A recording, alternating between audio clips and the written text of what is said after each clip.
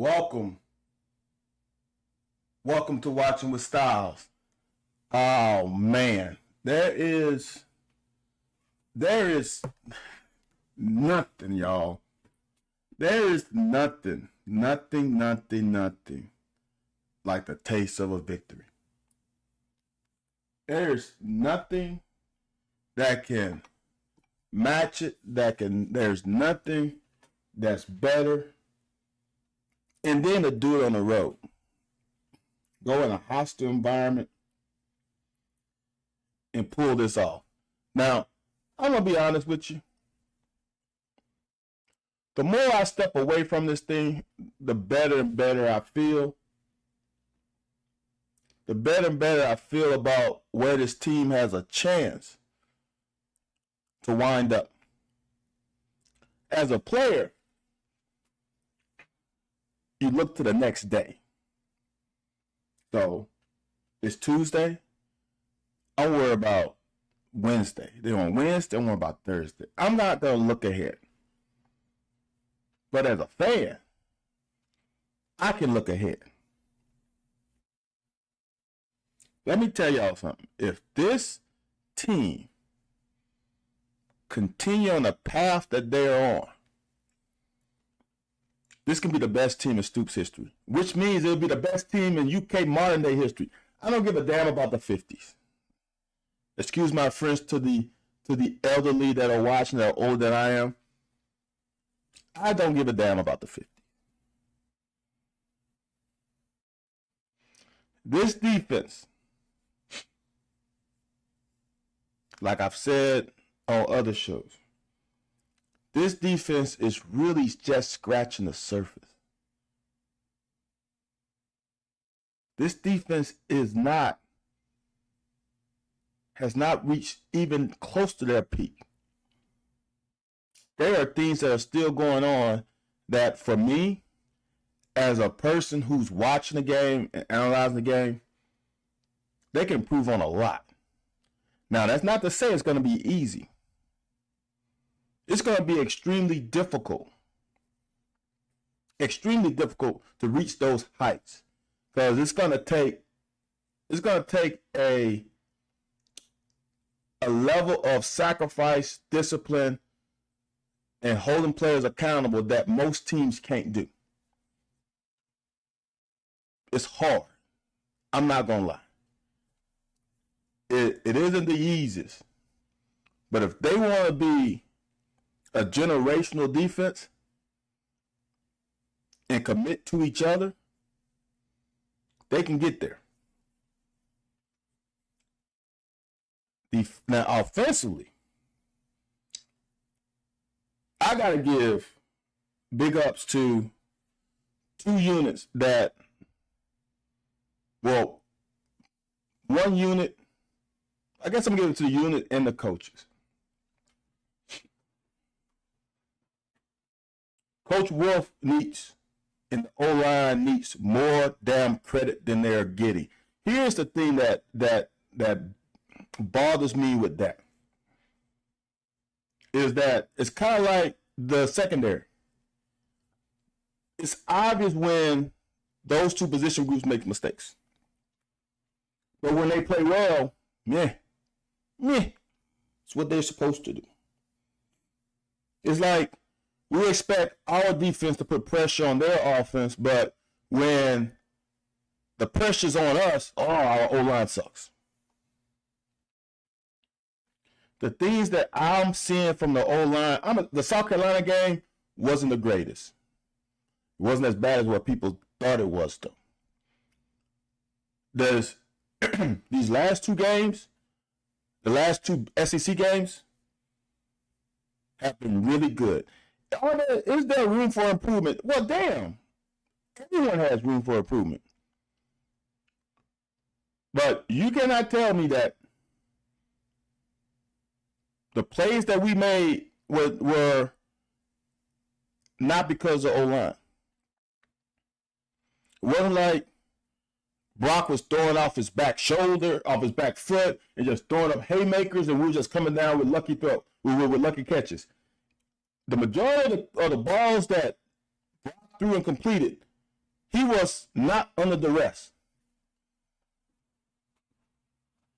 He had clean feet, had the ability to step into the throw and make good throws. So Coach Wolf needs to be, in this group, needs to be applauded more than what's going on.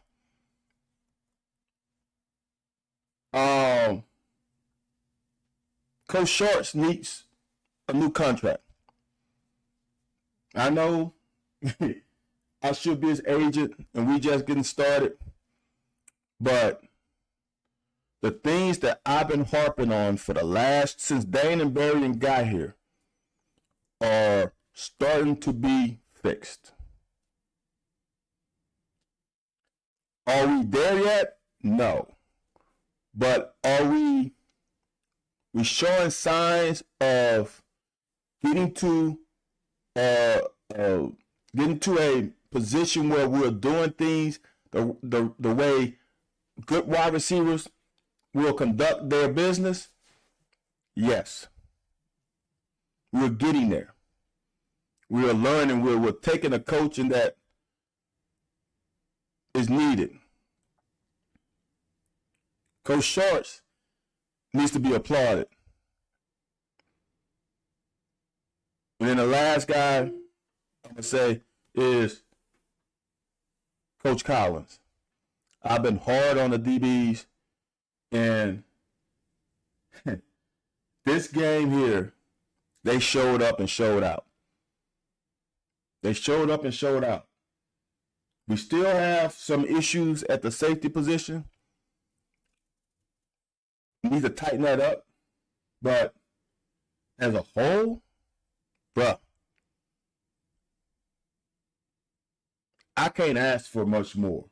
You can't go into somebody else's house and leave their house with the victory like we did. That just doesn't. This also doesn't happen to us very often.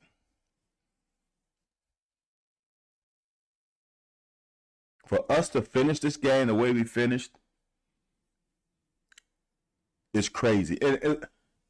It's crazy for us to do that. This defense, y'all, I want y'all to understand this. The final score was 20-17. The final score could have easily been 20-10 or 17 or 13-10 or whatever. Just remember, Ole Miss completed, I know it didn't end up in points, but Ole Miss completed 2 fourth down plays. One was for a touchdown. One was to extend the drive at the end of the game to put themselves in position for a field goal.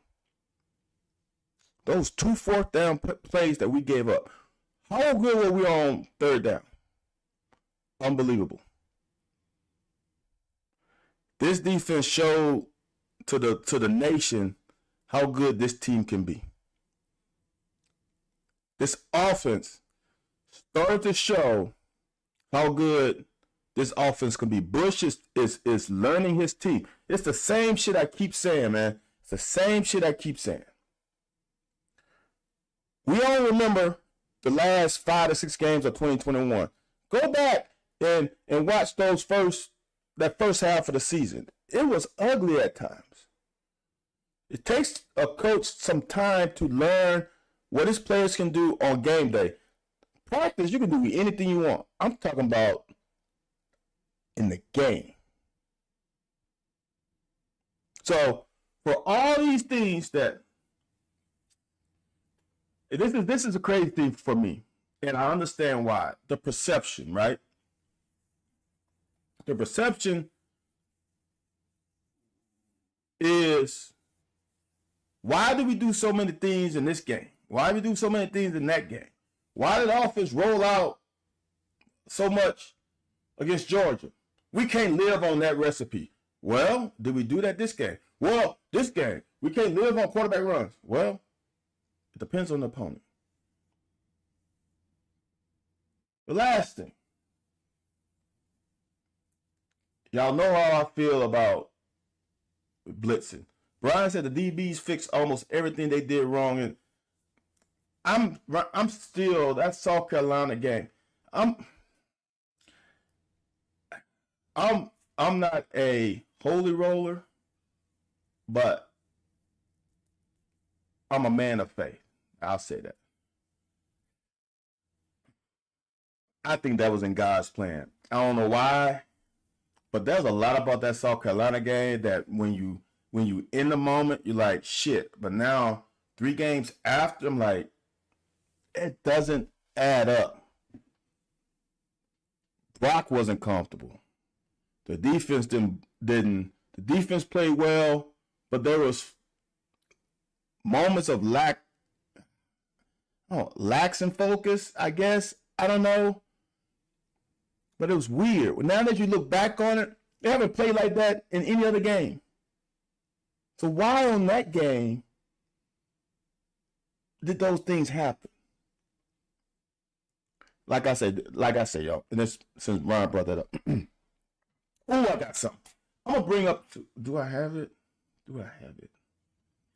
I think I have it, y'all. I'm gonna bring up something else. It's about coaching, y'all. Yes, I do. I don't want to put it. Nope, I don't want it there. I think it's this. See if I can put this thing in here. All right. I'm gonna come back to the nitty and gritty. This is what I want to say, y'all,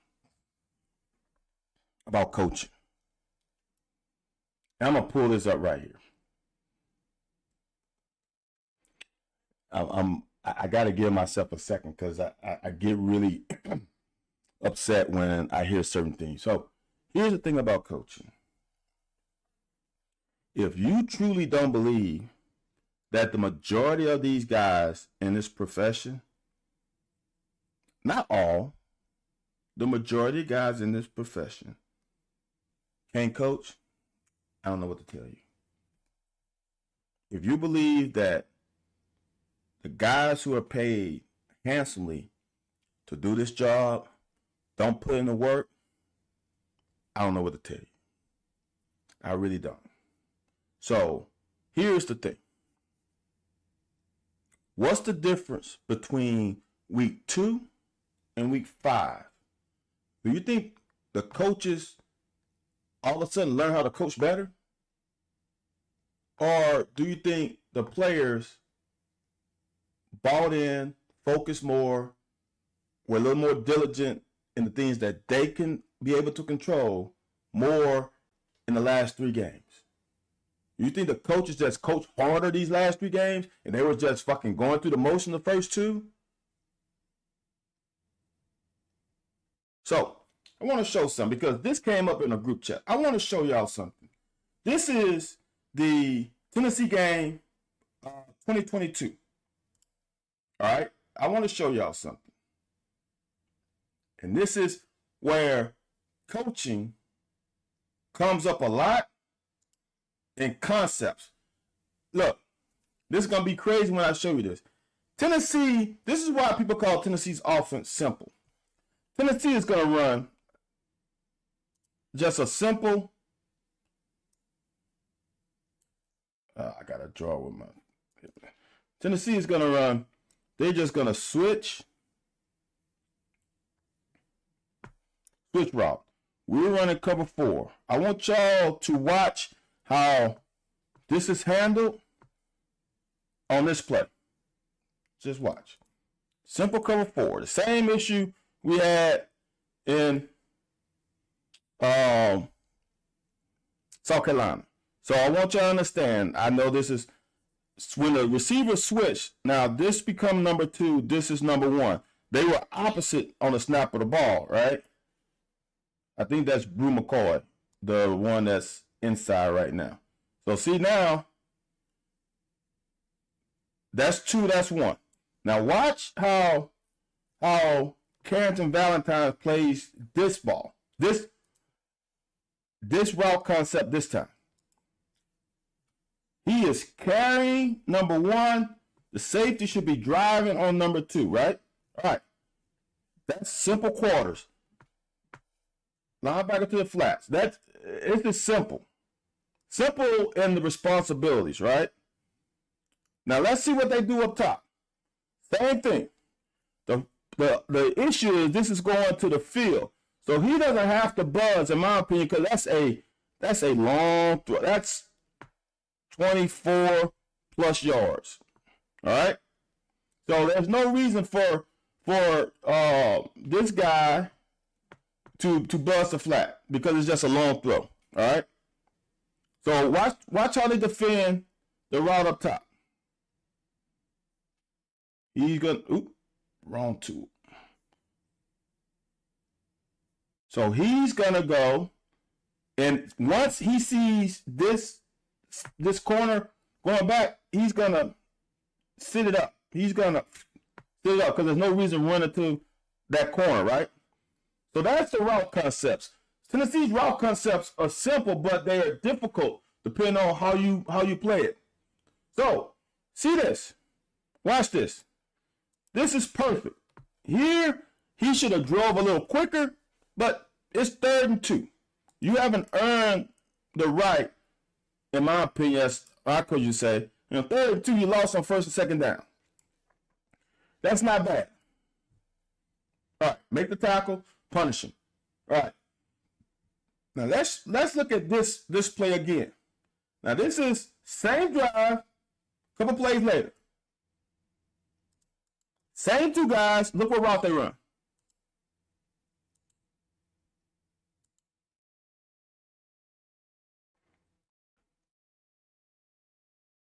So what they did, they just switched the route.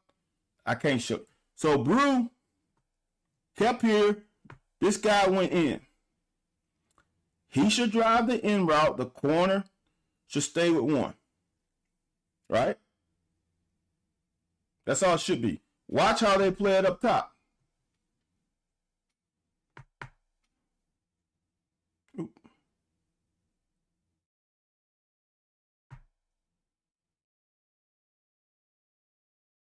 See how the corner is playing soft just in case he climbs. In route, he drives, right? All right. No, I don't have the whole view from here because they don't show the whole thing at the bottom. But this is the corner driving the in route. Watch where the safety is. There's a safety driving in route. We got 2 on 1. Guess what happened? So what people say in this game is what people say is, why do we have, because watch when this angle hits. Watch with this angle. I don't have the other. They're like, why would you have J.J. Weaver on Brew McCoy? Because they fucking didn't. They didn't. The same route on the top than on the bottom. Why they play it perfectly up here and not down the bottom? Because the same thing this receiver's doing is checking up. If Captain Valentine was where he's supposed to be, Brew would have had to check up. Gotta get mine. Brew had to check up, and he's running in route. This is on an individual in this moment trying to do more than what he's supposed to do.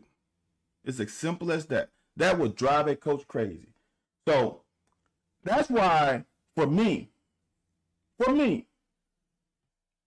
when I want to, what you call it, analyze situations, how I'm so much more on the players than I am the coach. Because I know what coaches do. I just know. I know good coaches, and I know that they're not teaching that. I also know, being a former player, how sometimes players do what the hell they want to do on game day because they're trying to do too much. I just showed you the same damn play with the same damn coverage, and one guy fucked it up, and it's a touchdown. All it takes is one. Is that coaching? Because the prior play, they played it like they supposed to. Now, 2 plays later, a guy doesn't play it perfectly, and now it seems like something, but it's not. So who is that on? Who is that on? As coach used to tell me when I was in high school, one of my coaches said, "Van, the hay is in the barn. Now it's on you to get your teammates ready for this Friday night game." We've done everything that we can do as coaches. Now, this is what he said those were, now I'm adding on to it. They have done everything as coaches, Monday through Thursday, to prepare us for this high school game on Friday. Now it's up to y'all to execute what we practice and go out there and play loose and play like you're a coach. Simple as that. Sometimes it doesn't work out that way. Brian said the work these coaches put in with practice, recruiting, game, they were scared. These coaches spend 8 or 9 hours a week doing it. They don't understand that, Brian. And that's the hard part. And I totally get it. I understand. I am a person who can understand. I'm empathetic. I can understand the other side. I totally get it. But I want y'all to understand that coaches have egos. Every coach has an ego. Every coach does. Should I have an ego? I have more ego as a coach than I did as a player. I have an ego. I'm not going to show it, but I have an ego. Everyone has one. Do you think they want to fucking go out there and put out a bad product and have it seem like you don't know what the hell you're doing as a coach? You know what's embarrassing is going out there and your players look like they ain't been coached. That's the worst thing. Your job is to be a coach or teacher. And to have your guys go out there and look clueless, you know what's going to happen? The people stand like, man, who the fuck is their coach? He's horrible. I mean, I did that as a coach, but I did that when I was playing. Like, man, who the hell is coaching them kids? That's horrible. Their technique, their discipline, all this shit is horrible. Then you think about it, it's a real on a coach. Because there are certain things you can tell, but players have to produce. This is a player-ran league. It's like, what's the basketball thing? God damn, I can't remember. With making baskets. Like, if the ball going home, who problem is it? That's just, it's crazy how coaches go to different spots. They unsuccessful at one, but successful at another. Did they forget how to coach? Or did the players, they buy into what they're preaching? Now I will say this. There are some coaches who can't get buy-in because their personality sucks. You can get that now. You can get some coaches who don't know how to fucking recruit because their personality is horrible. They can't go into somebody's living room and sell the parents on the vision. That happens. But coaching, like teaching, the majority of coaches know how to do that. Brian said, you know what, my ego is I want to win the chess match out there so bad. Yes, I want to make the perfect call. Look, this is my philosophy with everything, with football and others, is that I want to perfect my operation. Fuck the call. Don't matter what I call. I want my procedures and operations to be so fucking good that regardless of what the opponent does, my guys can adjust. Because as a coach, you can't lay out every fucking situation to your players before the game. You just can't. There's going to be something that you haven't seen, they haven't seen, that you have to adjust on the fly. If you have operations, you have clear-cut operations, procedures, guidelines, etc. on your coverages, on your offensive scheme, your guys can adapt on the fly. Like when I showed that one, the Carrington Valentine is number 1 and number 2 receivers. If they switch, the number 2 becomes number 1. If number 2 goes vertical, certain things happen. If number 1 goes vertical and 2 doesn't go vertical, there's an operations procedure to all of that. It doesn't matter what they do. There's guidelines to the operation. And if you follow the guideline, you're going to be okay. That doesn't mean that they're not going to catch a 15-yard out route. Doesn't mean that they're not going to catch a this or that, whatever it is. What it means is you're in position to make a tackle or make a play. That's all it's about. So that's what I'm saying. Lake Dog said, but dude, you the one that got Scangarello and Woo. How did I get them fired, Lake Dog? What did I do? Now, I would say, Scangarello, I had Scangarello back. I'm not saying Scangarello was the greatest OC in the history, but it wasn't all on him. Now, Woodward, to me, I still don't get. I can't believe you said I got him fired. I just point out things that Woodward was not able to do because he wasn't a wide receiver. He's a quarterback coach that was forced to play wide receiver because of the freaking dumb antics of our wide receiver coaches. I'm going to tell y'all this. And I wholly believe this with all my heart. And I'm a homer. I'm biased. We had a guy named Michael Smith as a wide receiver coach here. What would that be? 5 years ago, maybe. He's a guy from Louisiana. Very well respected in this state. We got him at Kentucky. If Michael Smith would have kept his fucking nose clean, this offense would be in such a be in a better spot now than it is right now. Because that guy can flat out coach and he can flat out recruit. He would be the Vince. He would have put Vince Morrow, made Vince Morrow even step this game up even more. Because he was that good a recruiter, and we would have gotten some more Louisiana kids because of Michael Smith. But because of him, then we had Bo Knight, then we had like that whole fucking circus with the wide receiver coaches is the reason why that wide receiver room did not perform through these years as they should have. We will be getting top flight wide receivers if Michael Smith would have fucking act right.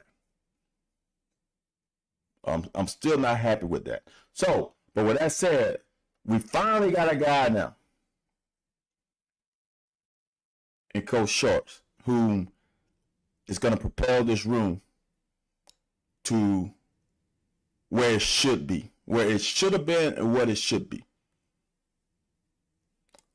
AJ said, I like to play fast. If I got the guys do more, then we will. But I'll make it as simple as I need to in order to get my guys moving fast. And hey, man, look, I keep saying this. No, Lake Dog, we ain't do that.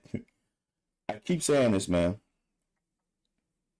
This is when, AJ, that I truly believe what you just said.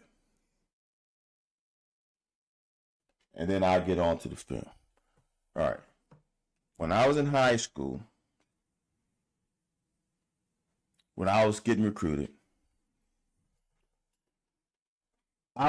Kentucky wasn't on my radar, and I wasn't on Kentucky's radar. When Mike Archer went to Kentucky, which Mike Archer was the head coach at LSU in my younger days, and was the youngest coach to blah, blah, whatever. So he's a damn good coach. And there's a reason why he got let go. But so he was at North Carolina State. No, he was at Virginia. He went to North Carolina State after he left Kentucky. So he was at Virginia, and he got the DC job at Kentucky. When he got to Kentucky, he did not try to force feed this new group of guys within a short amount of time to run his entire playbook. As the year went along, we started adding pieces. When I became a senior, we ran the whole fucking playbook. But at that time, we got 6 interceptions against Florida and ran 2 fucking coverages and I think 1 blitz, maybe 2 blitzes. 2 coverages and 1 or 2 blitzes. And we had 6 picks against Florida at home. Again, it does not matter. I'm not saying it doesn't matter as much what you call. It matters how much those guys can execute what is called. Hey, I know he came back. That's how much he loved Lexington. Man, that dude, but I got stories I'm sure you have. He was a clown in the film room, and a clown in a good and bad way. You ain't late, Big Blue. If you're looking for the breakdowns, you ain't late. You right on time. We ran 2 read and cover 3. That's it. We ran 2 read and cover 3. So we run, as some other people call it, palms and regular old cover 3, old school cover 3. That's all we ran the entire game. We pretty much, the foundation was cover 2. Palms was our basic coverage. So it doesn't take rocket science to be successful as a defense. It just doesn't. If your guys execute, if there's operations procedures, guidelines, it's just that simple. Part of the reason I ever saw the field to begin with, dude, he's a dude, and I'm telling you, man, I have stories that I'm not gonna say on this broadcast because they are brutal. He was brutal. But this is what I learned from my coaches, and this is what I try to do to my players. He was brutal when you fucked up, but he was the other side when you made a great play. So there was a balance. It wasn't like he was over the top brutal when you fucked up and then like, good play when you. He was both ways. So we enjoyed him, unless you were the one that was the root of his fire. Give us a guess. How many different calls you think we run? Oh, that's a good question.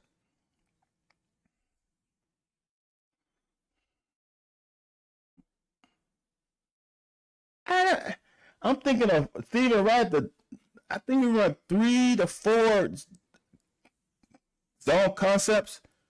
And it's hard for me to really say because some of it's match zone. So if that's the match zone, is that the same coverage? Like it's kind of hard for me. And sometimes we play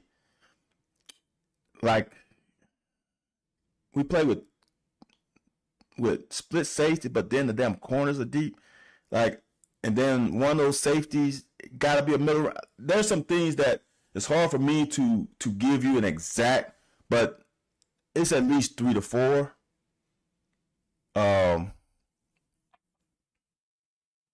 That's what I would guess. Yeah, he was fair, but bruh, if you were,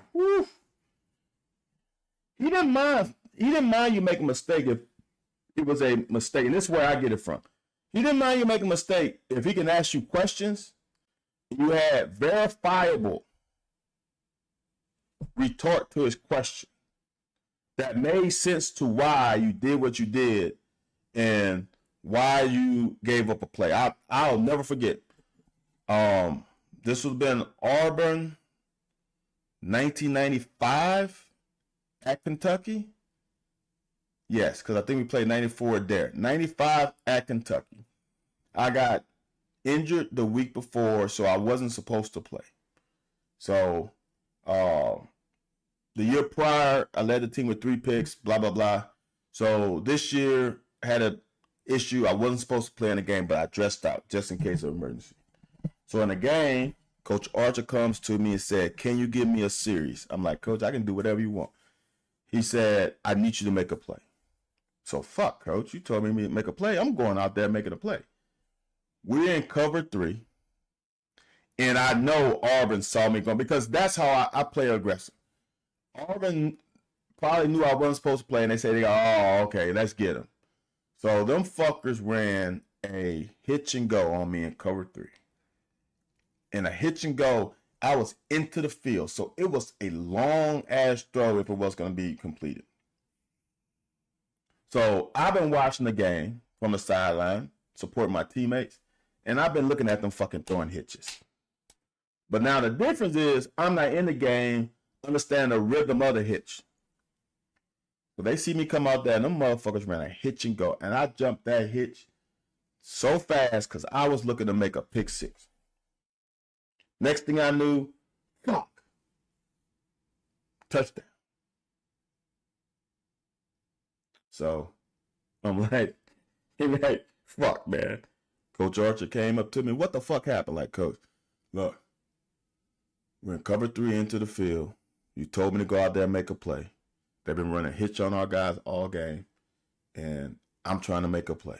Yes, I know. Because for me, if you look at the highlights prior to the show against Louisville, where I jumped over, what is his name, Martina, whatever, jumped over his shoulder and got a pick. So for me, technique is drive the outside shoulder first to secure the tackle. And if you can make a pick, you jump in late. Well, on that play, I didn't even go for the receiver. I was about 2 yards inside of him. So when he went on a go, I couldn't get a jam on him because I was trying to make a play.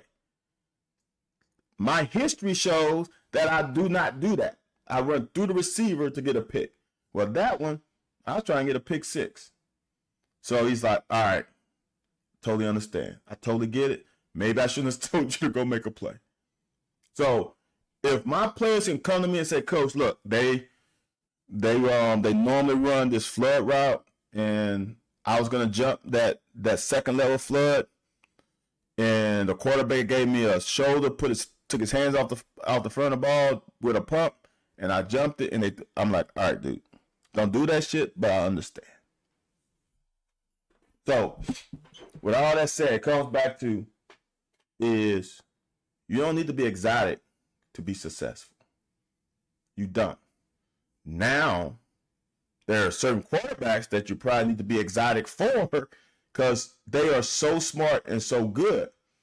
But you don't have to be exotic to be successful. Even those good quarterbacks, if you run a coverage where forces them to check it down, and what I mean by check it down, just throw a 3-5 yard route, they are not going to want to consistently do that. They're going to eventually want to push the envelope. That's when you get them. That's when you get them. Force them to throw the 5-yard hitch in cover 3. Just force them to throw it. Keep throwing it. Eventually, somebody's going to hold. You're going to get.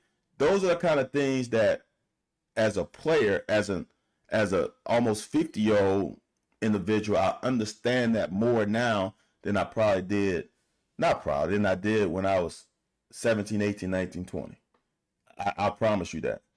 So, but you got to ingrain that in your players' situation. Understand when you can take a chance and when you can't. And I always tell my guys, don't ever guess. Don't ever guess. Guessing gets you in a bind. You can anticipate though. If you have done your homework and you study the game plan, study the tendencies, and you know in this formation that you would like to do this, and you anticipate, 9 times out of 10, you won't get beat deep for a big ball. You might get in a bad position, in an uncompromising position, because you anticipated. Maybe you instead of staying your back pedal, you kind of slow it down because you're anticipating this route. That can happen. But you shouldn't get beat because you're not guessing. The guessing is what gets you beat. Just like for me on that hitch and go, I guessed that. I didn't anticipate it. I've been seeing them run out. I'm like, they're gonna run it. That was a guess. Anticipation means, oh, they've been running this hitch. If they throw this bitch, I'm going to either make a big hit or I'm going to step in front if I break good enough, right? Or well enough. On that one, I was breaking probably before the receiver actually got on top of his route because I was guessing. There's a difference. Anticipate, don't guess. So, I'm still giddy, y'all. I'm still giddy. So, we go in the half. Right? Up 10-7. Ole Miss hasn't scored since the what? They haven't scored for what? 19 minutes, brother? At least 18. That first drive might have taken 2 minutes. They haven't done shit on our defense for 18 minutes. But no, 28 minutes. Maybe 27 minutes. Lake Dog said, I remember when you were a skinny dude. I was small, Lake Dog. I don't know if you really remember that, but I was just talking to one of my peers on my high school team. And I was like, dude, my freshman in high school, I was under 110 pounds.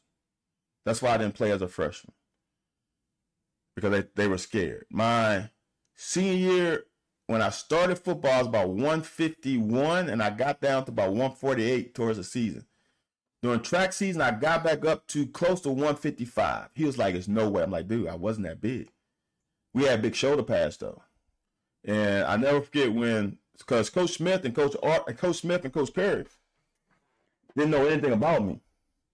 All the information came from Coach Archer. So they made a in-house visit. And back in those days, you wore big pads. So I had these big-ass shoulder pads, and I had rear protectors. And the rear protectors were not snug. They were like a halo. So they thought I was going to be bigger until I walked into the room like, wait a minute. You Van? I'm like, yeah, Coach, that's me. Because I was small. But my dad at the time, my dad is not at the time. My dad is 6'2" and a little bit, and he was about 230. So he bigger guy. And my mom is about 5'9". So they're like, oh, okay. That's cool. Because you're going to grow. Because at the time, on that visit, I just turned 17. Because I turned 17 in November of my senior year. So I think they came in December, something like that. So I just turned 17. So like, okay, I can see it. And between the summer and fall camp, I grew 3 inches. And then I think I came into camp 160-ish. Then by the time spring, I was 185. So I was a late bloomer. Yeah, Tyler, I was under 110, dude. Here's the crazy part about it, Tyler. This is shit that pissed me off. Then I gotta go, y'all. This is shit that pissed me off. So when I was a freshman, I didn't play, and I was good enough to play. But like I said, my coaches they feared for my life. Even though the year prior I fucking dominated middle school, so they were scared. I was small. I didn't know I was small, but looking back on it, I was small. So my sophomore year, my coach was like, man, every time you made a tackle, we was like, I hope he get up. That's how small I was, Tyler. But no one ever told me about that. Like even my mom and dad told me this in my 30s that before I played Little League, they're like, this kid's too small. And I had to go through a practice, bull in the ring and everything, like, okay, he's good. So I was fucking tiny. See, now y'all got me to tell the story. The first game I played in Little League football, I don't know if y'all played, but there was a weight limit, right? So I had no idea. This is my first time playing tackle. I played flag. This is my first game playing tackle. So the scale was at the top of the stadium, right? So I didn't understand.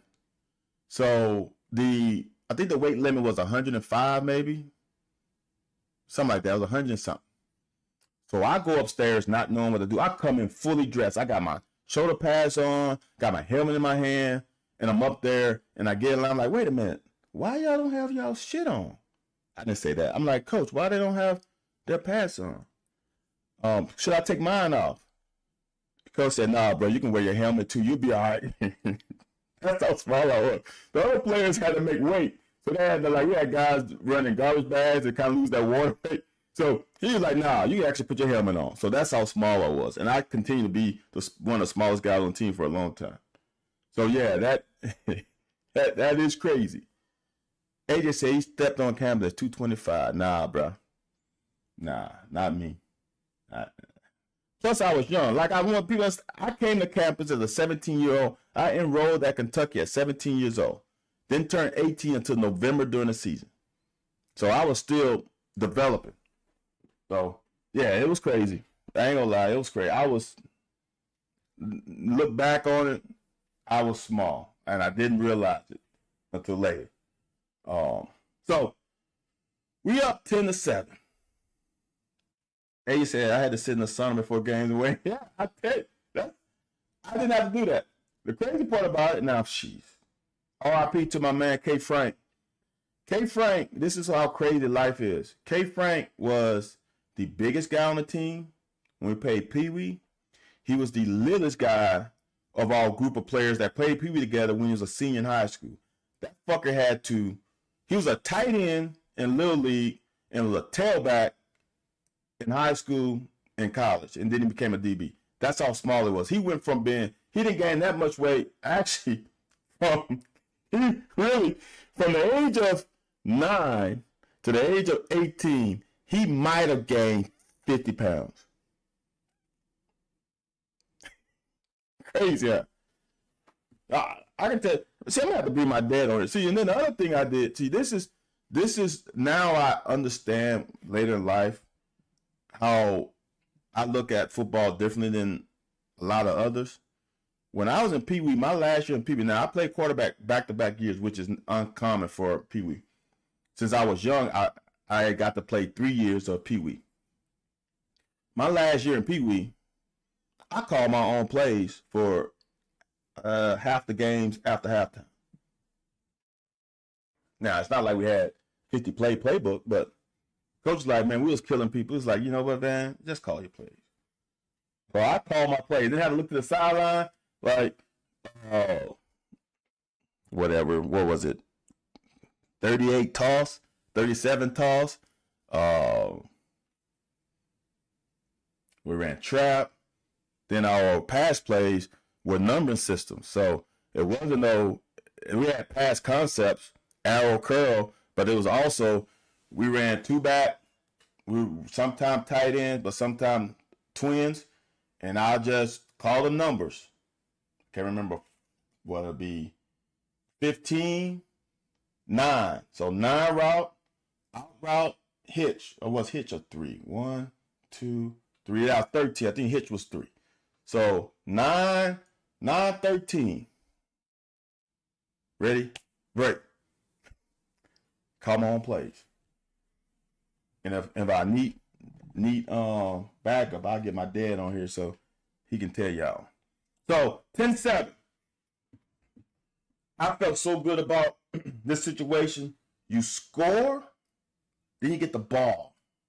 We got to put points on the board right now.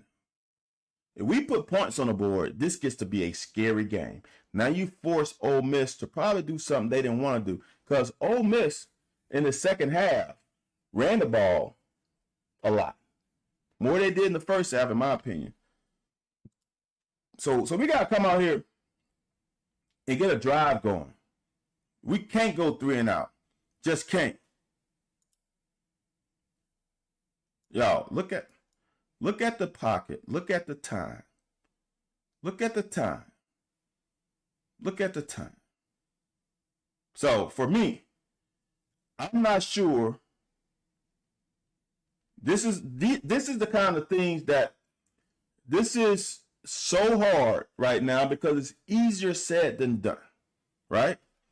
But you know the route concept, right? And we ran it in this game a lot, okay? With them playing man. We're going, sorry, y'all. We're going to go here, backside, and then we went across. They playing man, right? So he's got time. And I know his clock is his quarterback clock is ticking.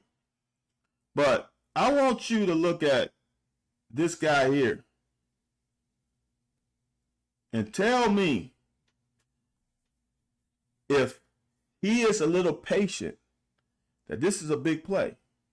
Okay? There's nothing like they have to respect the run. Watch these linebackers. Watch these linebackers step up to the run. Watch this backside safety. Watch him step up to the run. All right? If I can click on that. Watch. Run. Look at them. They stepping up. All right? So now, if I'm looking down the chute, right?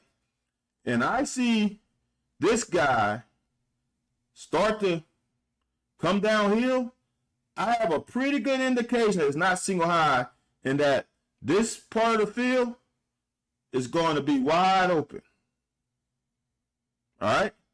That's just, to me, he's looking. You can see the helmet. Now, his helmet says his helmet says he's probably looking a little more here, but peripheral means he can still see this guy.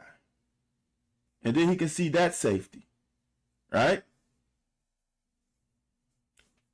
So when he's looking right, he sees it. He sees this guy, that safety, bailing, right? You can see, this is why the stripe on the helmet is so damn important. You can see the stripe on the helmet. He sees that.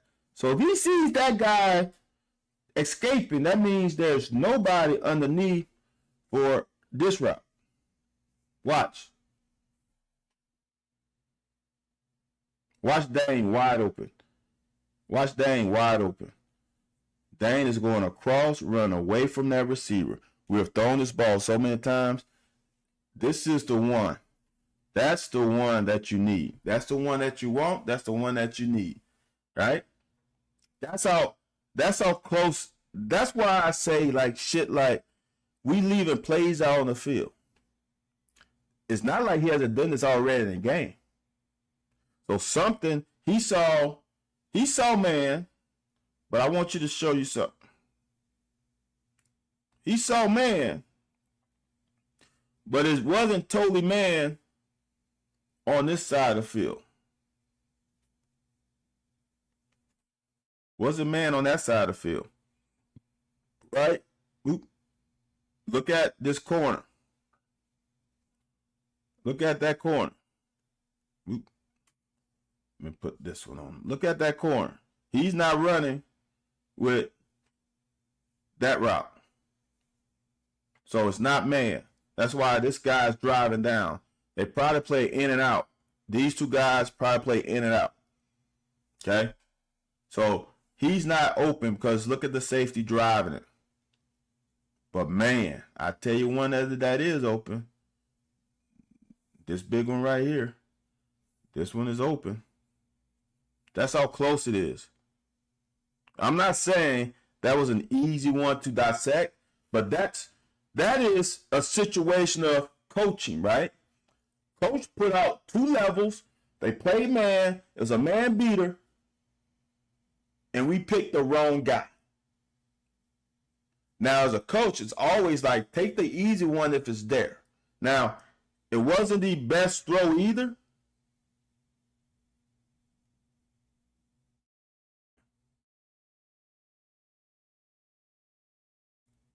I'm going to take that back. That was a pretty damn good throw. That guy just drove. So, I take that back. That was a good throw. They just won that rep. But the play was there. AJ said we used to get cat paws for achievement during the game. Yep. First down and a half was big. That's is everything. First down at the half is everything. Field position, it wins so many things. Field position is one thing. This is another one, y'all.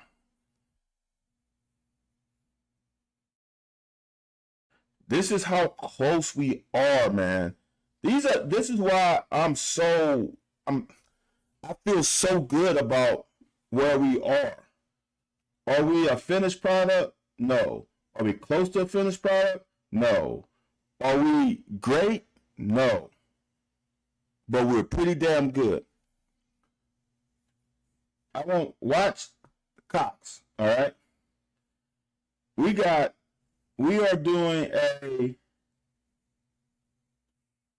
we're comboing here. Okay?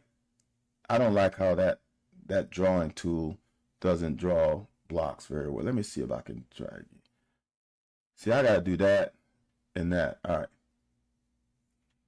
We got a combo block here,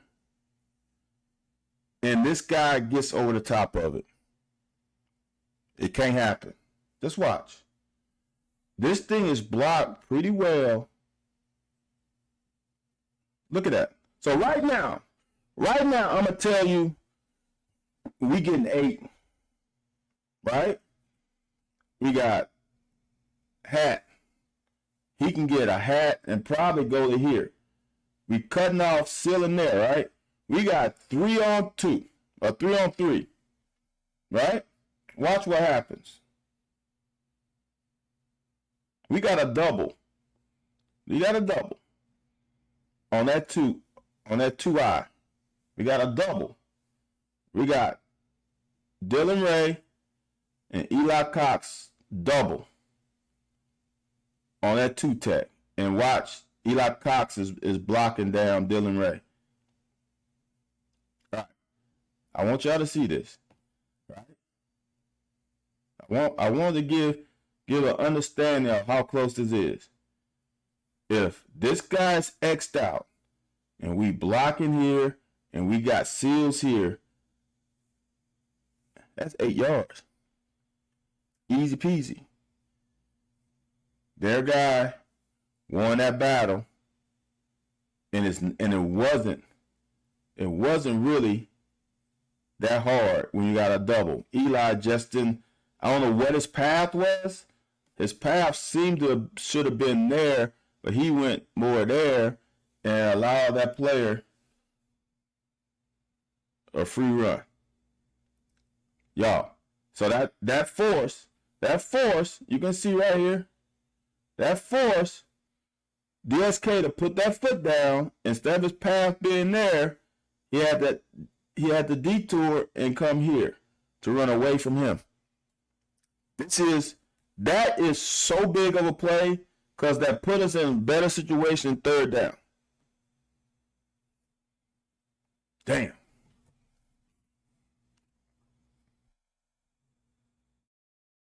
Now there's nobody open. You look at this. This is supposed to be another mesh route. And I don't know who screwed this up. Ooh. Shit.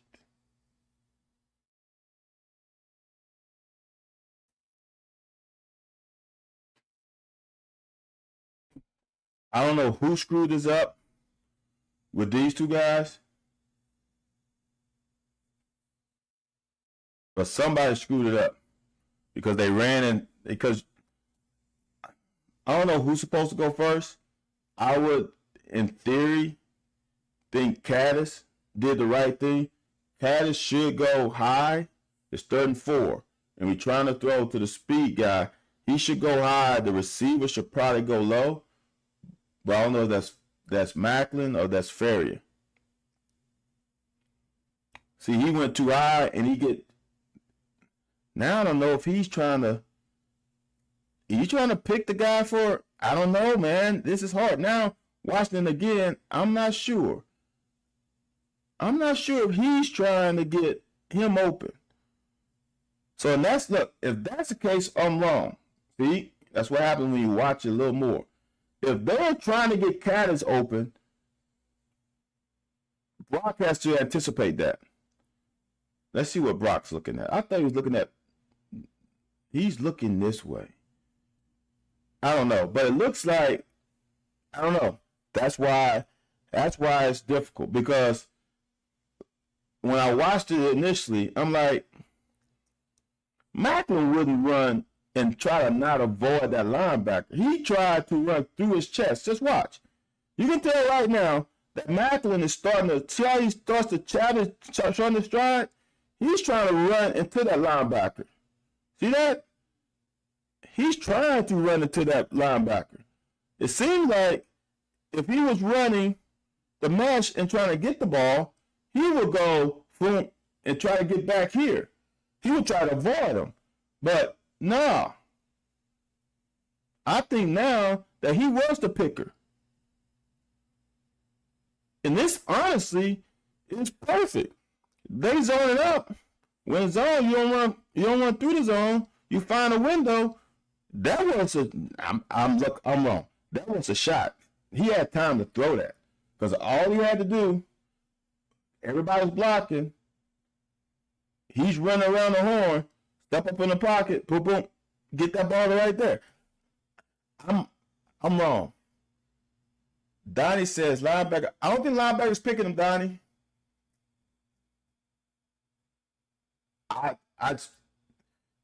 We're gonna have to agree to disagree, because initially I would agree with you, Donnie, but watching it right now, knowing a receiver, knowing I've run a mesh route before, and I'm the guy who's supposed to be getting the ball. I'm for damn sure not running to that damn linebacker. Do I like the call? Donnie, you must have missed earlier. I'm not a call guy. With the amount of man they played, I understand why he called the mesh route.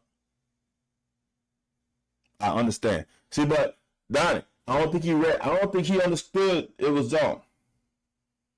I don't think Maclin read zone. I don't.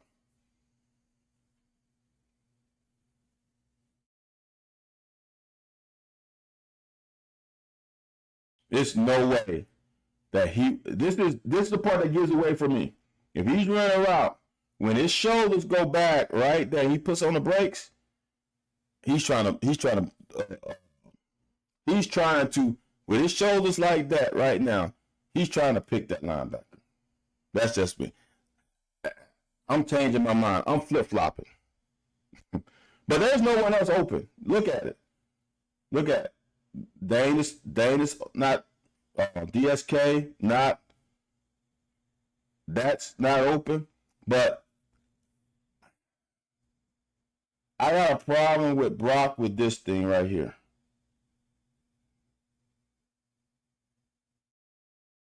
I was taught this a long time ago. We didn't call it launch point. I got launch point in college. If you set, I can do this. Let me see. Let me use some of these new tools, y'all, that I got with this new software. If you set your launch point right there, right?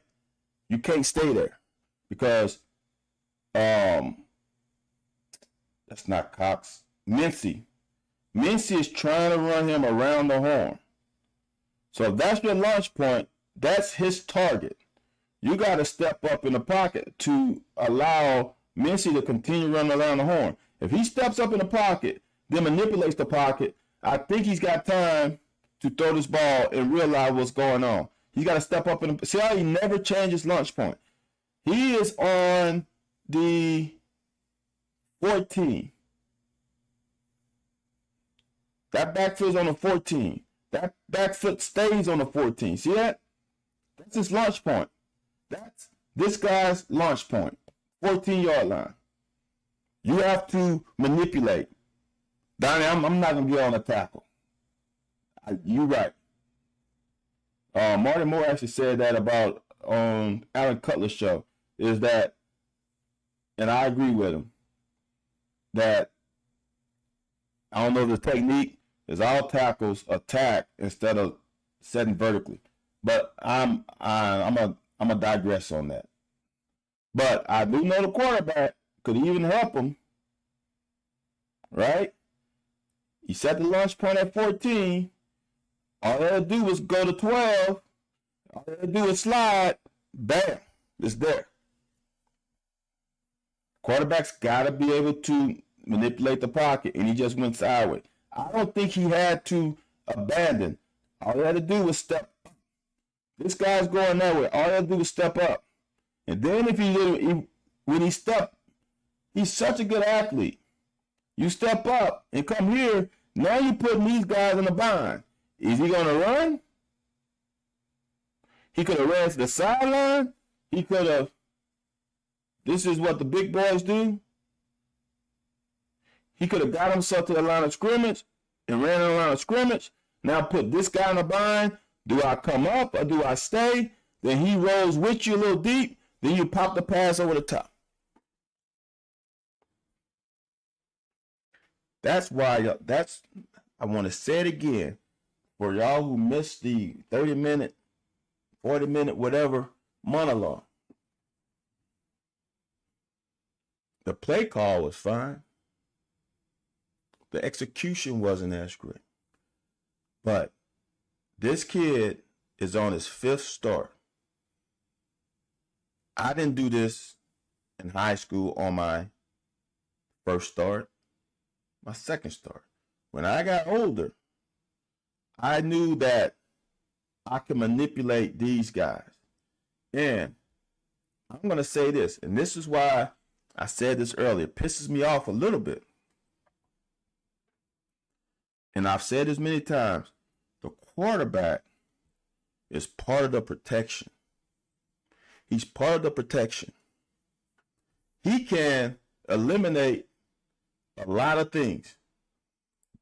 He can make the O-line job easier with the ability to manipulate the pocket. These guys in blue are on scholarship too. So when he got to the 14, look, these guys here, the guys, these 4 did a damn good job. There's no leakage.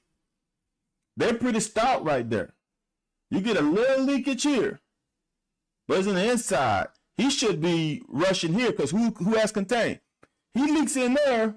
You know, as a quarterback, if he's the end guy, I can manipulate.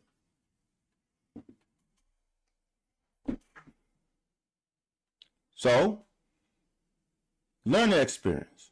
But there was nobody open, be honest with you. Now, defense, we got to come out and ball out. Oh, speaking of defense. So, somebody, and I charted it. I might show my chart. I charted it, y'all. I'll show it to you. Just a simple Excel spreadsheet. I'm going to show it. Oop. See if I can get it over here. I need a new mouse for this laptop. All right. I charted the plays. All the pass plays. So, to me, 4, 3-man rush. Then I got 5-man blitz, 6-man blitz. To me, 5-men are pressures. It's not an all-out blitz. You still got 6. You can play easy play zone a behind. 6-man blitz, you probably gonna play single high, man under. All right. Now, I don't want to go through all the crap, but I want y'all to understand. We rushed 3-man 7 times. Look at that. And the R means quarterback ran. Ran, sack, completion. 1 completion. Sack, that's 2 sacks with 3-man rush. Completion, 2 completions. 3 completions. That's it. 3-man rush. And none of those were first downs. None of those completions were first down. So, I want y'all to understand that even though it looked like we ran a lot of pressures, we only blitzed 3 times. We only sent 6 men 3 times, and one of them was a touchdown. Of those 3, we only sacked once. On the 5-man pressures, we got no sacks. Think about that. 4 and 3-man rushes gave us the most sacks. And like I said during the game, that a lot of those sacks were because of coverage. The quarterback had to hold the ball a long time. There were not many times where we got there and in 2 seconds and 3 seconds sacked them. I want y'all to understand that. So this is why I want you to understand is a lot of y'all want certain kind of victories and certain kind of exciting exploits on the field. You want pressures and blitzes and all that stuff. You know why Ole Miss lost this game? Because they put their corners on islands a lot. How many third down holdings, PIs did we get in this game? A lot. 4th and 7, deep ball, we were man. Why would you run man on 4th and 7 in that situation? In my opinion, on their 4th and was it 4th and 7 too for them? 4th and 6, we blitzed 6, and they went 60-some yards, whatever, for a touchdown. Why? Now I'm just my philosophy now. This is crazy. Now, if it's 4th and 4, I think 4th and 5 or less, I'm gonna say 4th and 4 or less, I'm probably blitzing. The reason why, if you run zone, your linebacker's gonna drop and they're gonna be able to throw a ball underneath and have a chance to complete at 4th and 4 easier on a zone call, because your linebackers at usually at 4 to 5 yard depth. If they drop 2 to 3 yards, anybody can come under and it's hard. I would pressure them because I want to play man under. So I'm not going to allow you to run under my linebackers and under my corners to get an easy 4 to 5 yards. So I will rush. I'm doing a 5-man pressure minimum on 4th and short, because I feel like this. On 4th and short, you're probably not going to go deep. Now, you are going to run a clear out route probably, but the high likelihood of you throwing the deep ball, which to me the deep ball is the least efficient ball. So you're gonna probably run a clear out and run something underneath to get your 4 yards. So I feel comfortable blitzing. 4th and 7, and I got a good tackling team, I'm gonna play some type of zone. I might bring an overload 4, or maybe bring a 5 with an overload to one side, but I'm not bringing 6. Donnie said, respect the Ole Miss pass game. Of course. I think so. A lot of too high shells worry about the big play. I'm always worried about the big play. 3-man rush had him hold the block. Look, as I've said many times, y'all, how many underneath zones are there? There's 6.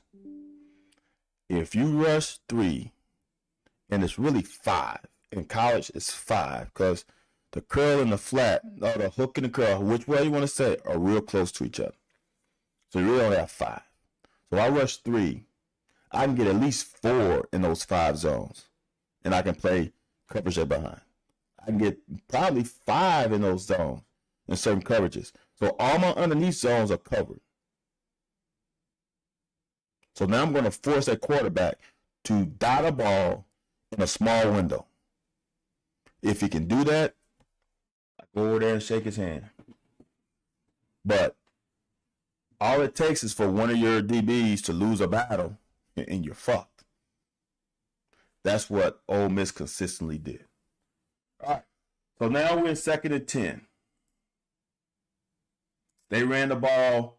They tried to run the ball, and they were unsuccessful.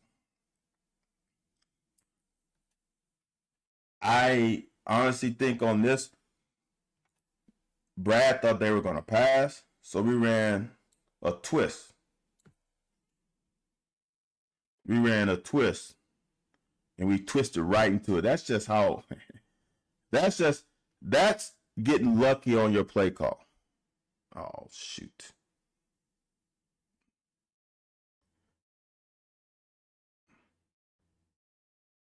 That's getting lucky on your play call.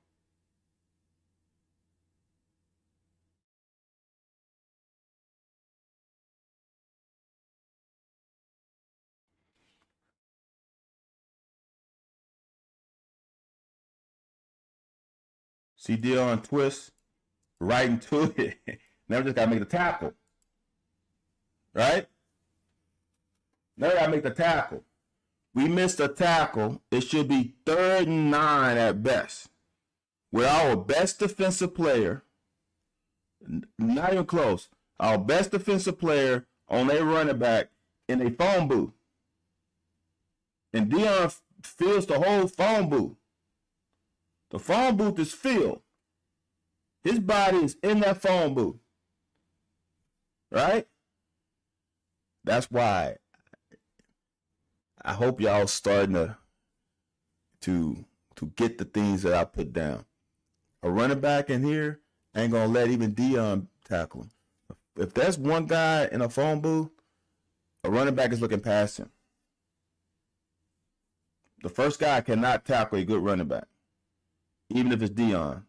Whiff.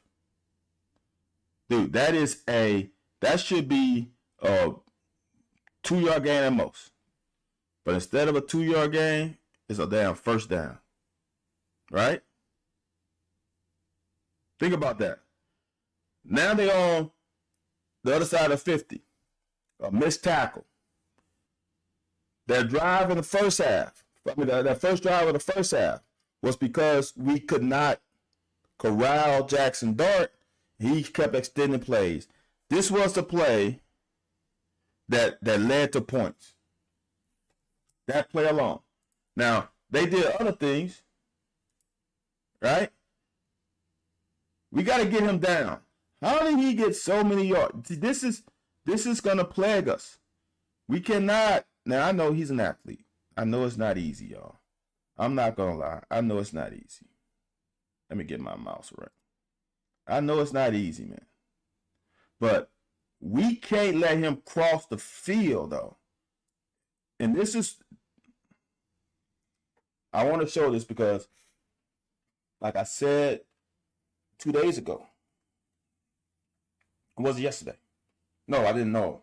Like I said 2 days ago, the secondary played their ass off. There's nobody open. There's nobody open, right? I think he wants to bang that, but then he sees him. Like I said, y'all, this is such, I can't believe that I learned this in college, but that's 5, 10, 15, 20. It's a 20-yard route. You should be able to break a third of the route, right? That's almost 7 yards, right? He is about 12 yards away, right? But Dart he's rolling to his right. He has to stop, and now we can break. That's a tough one with guy in front. But he wanted to throw it, but he was like, nah, not going to chance it. Plus, D-Jack could have gotten away. Nah, D-Jack is probably 7 yards away, so he could have broke. Here's the thing. Here's another thing. Being an engineer, I like using these terms. So here's what I want you to understand. So if he threw the ball right now, D-Jack doesn't have to get to the receiver. All DJ needs to do is bisect that line. And then that ball is tipped or that ball is intercepted. And D-Jack from the intersection of that point is probably about 3 yards away. So that's scary. So the initial defense, he's covered, lockdown. Ain't nothing fucking there. That's perfect fucking defense, y'all. I don't understand the way they were consistent with locking down, handling their business, handling their assignment was insane in this game. It was at a high level. The only thing that happens is Jackson Dart. We didn't have good pass rush lane discipline. And he goes from this side of the field all the way over here. And then he gets like 6-7 yards. So he fell forward.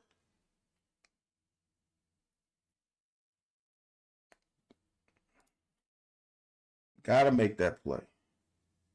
This is what I've said, man. It's the consistency for me. This side of the field, no lie. This has not been a homer. This has not been a pumper.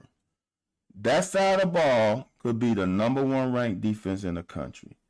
Now, by my standards. Now, they might not be the overall #1 ranked team because there's some teams that's playing some damn sorry ass teams. In this conference, that if you end up, in my opinion, top 5 in defense, top 5, and you are the #1 SEC team, I can't do this because that East did. SEC team, you are the #1 ranked team in the country. And they have the shot to be that. But it's the attention to details. Why isn't Silver down? Why isn't Dion ready? Why isn't Ripker ready? That's the kind of stuff that I'm talking about. You don't need to hear the call from the coach. Get your ass down, and then these guys will try to relay to you what the call is. Stop looking. Let's go. So they get yardage because we ain't ready. We don't have any leverage. We ain't ready. That's the things that's stopping this team from being that team. That's a good job, JQ. We had some come to Jesus moments in this game for the secondary.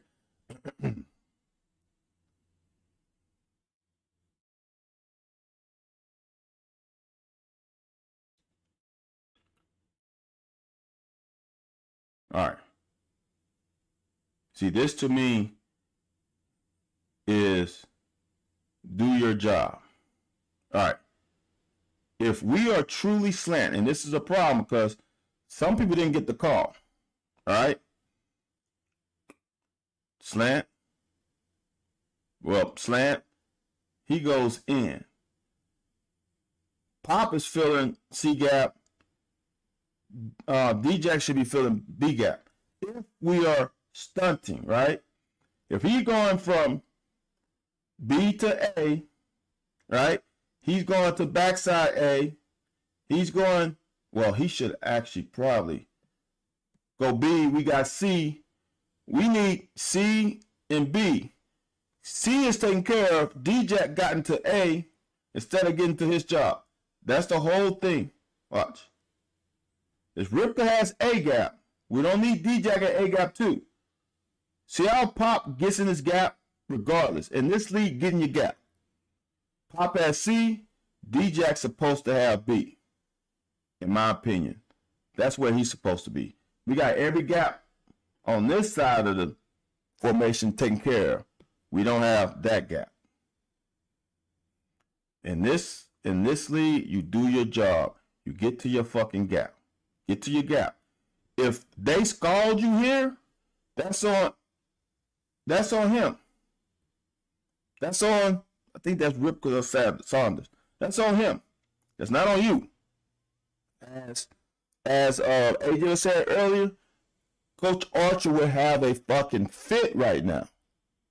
If that's truly D-Jack's gap. As I say all the time, y'all, I'm not in the meeting room. I don't know exactly what they're running. And that's why I don't understand how PFF can give them grades. But that's what I see. So now we're in trouble. And we're in trouble because, in my opinion, the one play where 2nd and 10 and their running back made Dion whiff. Do your job. Get in your gap. See where? See, it's gap integrity. We don't have gap integrity.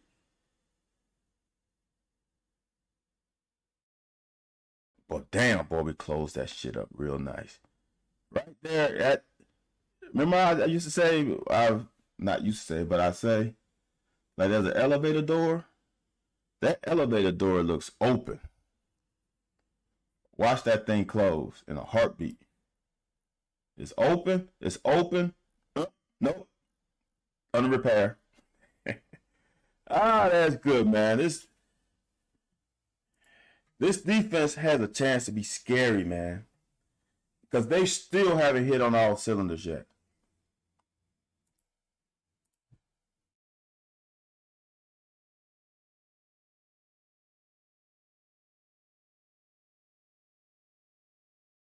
Close it. Close it. Bam. That is good work. Now the RPOs, y'all, when I charted those plays, the RPOs were kind of hard. But I just label it as 3 or 4, depending on how many was on the line of scrimmage. So like even though Pop and Ty Bryant ended up with this tackle, and I don't even know if they call it a sack or not. Because it's technically a sack. But did they label a sack or did they label a tackle? I don't know. But that's a great job. To give up a big run and hold them to a field goal. So that's 10. Now offense gotta get us a drive. This is hard as you know what to play. This is very hard. Very hard. This as a defense, this is a bitch. The reason why this is a bitch, they're running, in my opinion, a little bit of a flood concept, but they run with motion. He's going to expand, but they bring in a second level all the way from the other side of the field. That's hard because this linebacker has to widen with that. So this linebacker has to be smart. When he sees him cross his face, he's got to travel with him, which is hard. And that's how we got him. As a defense, dude, this is extremely difficult. The way they this play design for this coverage. See that linebacker? He's in a bind. 6 is in a bind off top.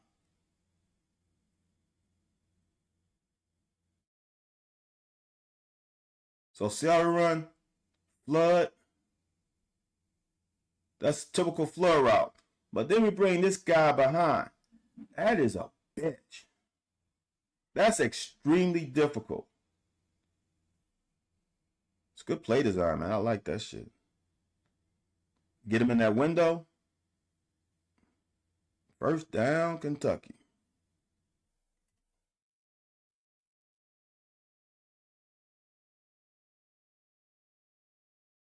So now we know in man. That's why you motion, y'all. When he follow, ding, ding, ding, light bulb goes off. If you're going to pass it, you know they're in man. Easy peasy. That's why you motion. But we run it, man. This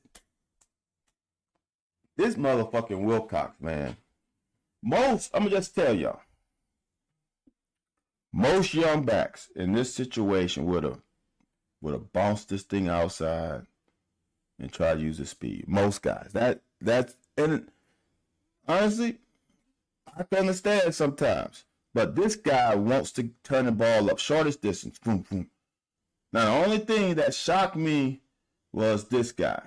How he took on that guy. I was shocked. Cause I've seen him last week shake a guy in a phone booth. He's got so much room to shake him. I'm surprised he didn't put a good move on him. But that DB did square him up, though. But look how physical he is. Look. Get off me. Get off. Let me get 5 more, 6 more yards. That guy Jamarian Wilcox is becoming that dude. He is becoming him. Now, he's not going to take away carries from DSK because DSK has proven he can be that dude too. But man, he has proven a lot. So even for this, y'all, this is like even the quarterbacks. This is what I want y'all to understand. Is that a 1 yard gain sometimes is better than the 20-yard gain. So in this instance, right, what a lot of guys would do is they would try to outrun that guy and go to the outside, but then you lose yards and now you're in second and like 13, which is tough for an offense. But watch what he does. What he's doing, he's trying to widen them out and create a bigger phone booth for him to cut back in. Watch. See how he cuts back up?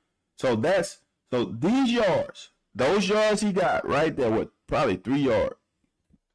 Probably 3 yards. 2 yards. So we're in 2nd and 8 instead of 2nd and 12. If he would have bounced it outside, he would have lost yards because those guys can run just as fast as him. But since he went straight, that was his shot. All right. Now this as a quarterback, you're trying to get him on a double move. I don't know if it was a slant and go or it was a hitch and go. They try to get him on a double move backside. This guy does a good job, doesn't bite, right? Then we got a guy coming across. This guy drives. We don't have it, right? So it's really a one-man route. He doesn't bite. Throw the ball away. That's a situation where you just throw the ball away. Just throw the ball away. You cannot take a sack. Hitch and go. That hitch and go by Dingle is what you want, which is kind of a slow developing play. Let's put the clock on it since I haven't used that in a while.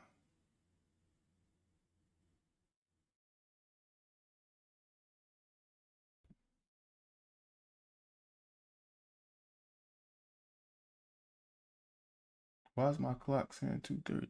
Ugh, I gotta fix that clock deal. Let me see.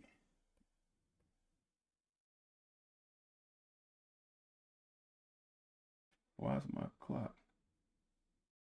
As I say, y'all, it's a new software, and I don't understand why it's not at 0 like it used to be. Let's see.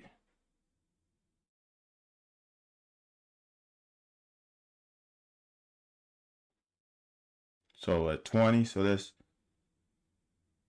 2 seconds, 3 seconds. You gotta throw it away. You gotta throw it away. You can't hold on to it. Now, if he thinking about banging this one, and he sees that guy, throw it out the back of the end zone. Get rid of the ball. Can't take these sacks. This is not. Now, could they have blocked this better? Yes.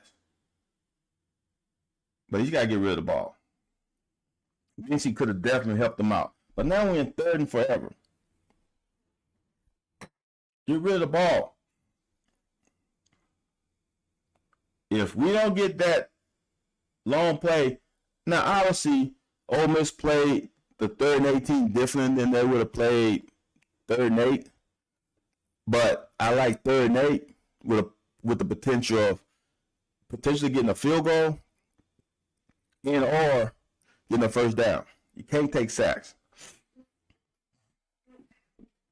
Oh, I did it again, y'all.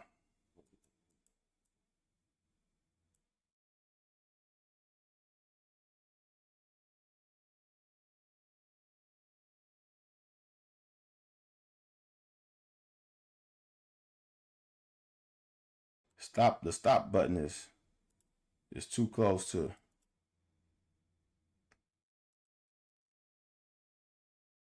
mine. All right, so we gave him the ball back. Make the open field tackle. Good. A little bit too much, but I'll take it. 2nd and 4. Not bad.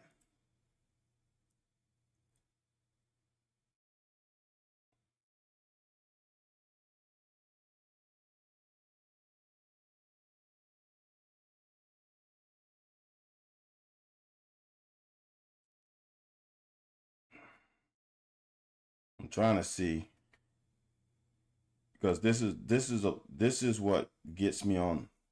Pop is what gets me on this one. Pop is what gets me on this one, because it looks like he shouldn't be just looking at this. I don't know if this ox is he supposed to get A, he's supposed to be B, and he C.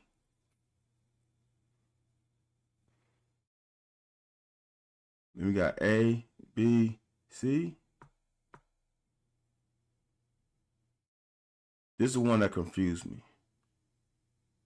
We're just not gap strong. So 1st down.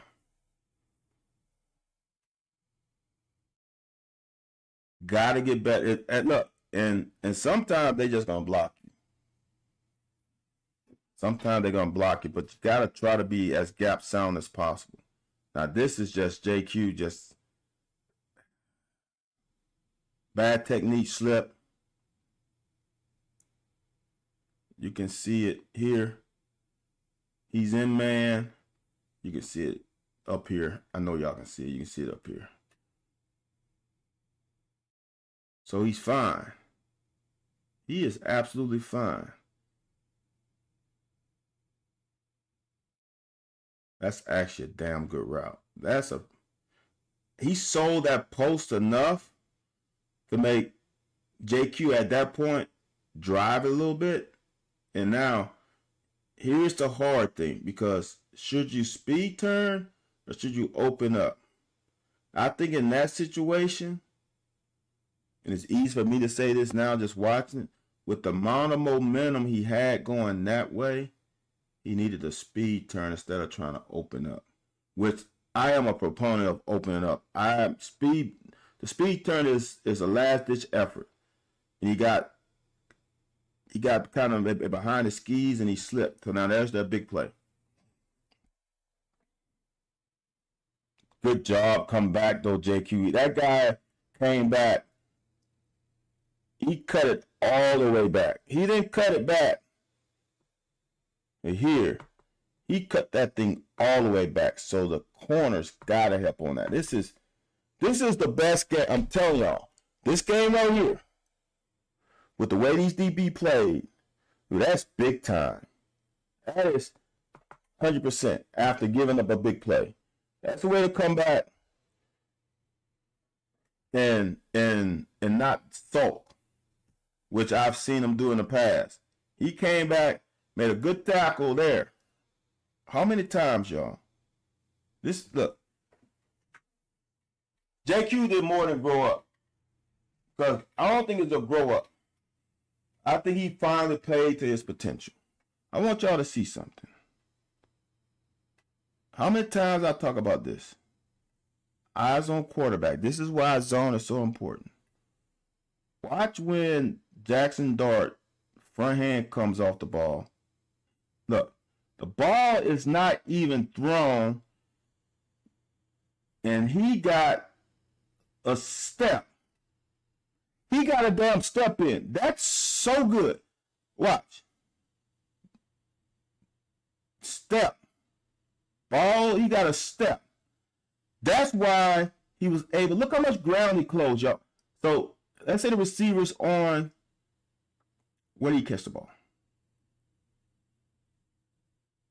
So 7 yards from the sideline.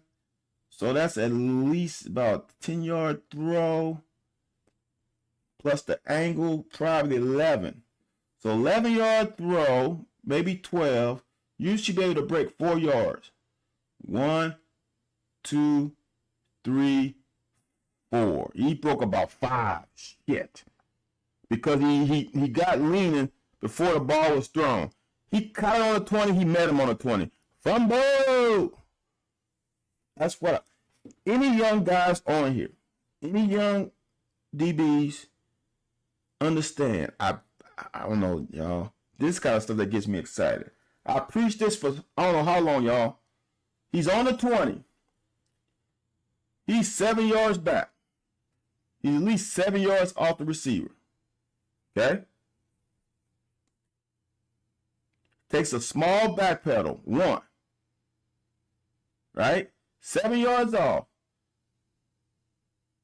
He meets him at the 20. You don't have to be jammed up to be able to make a no yard. This, if he tackles him better, that's no yards, which he did, but he let him fall forward. See how when JQ comes, he squats too much? See how he squats instead of running through him? But think about that. I want y'all to think about that. He's 7 yards away from the receiver, and he meets him at the fucking line of scrimmage. Now, why? Now, who says? I'm not saying you mix it up. You can't play at 7 all the time.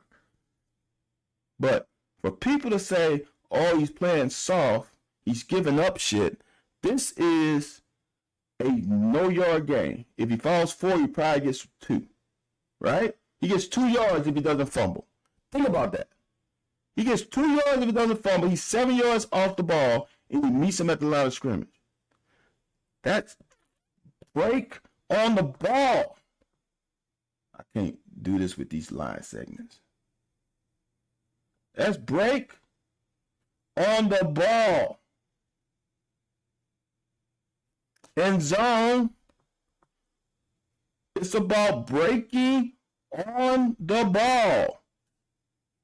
It's called eye discipline.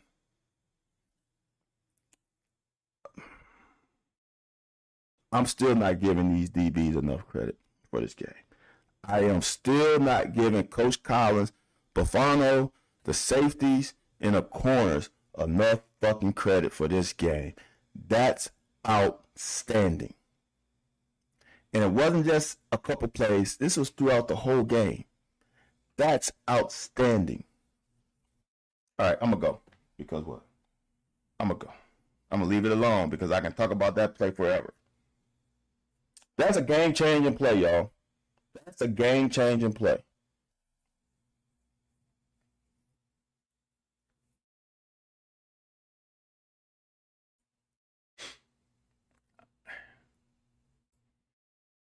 I think I don't have I didn't do any of the broadcast cuts.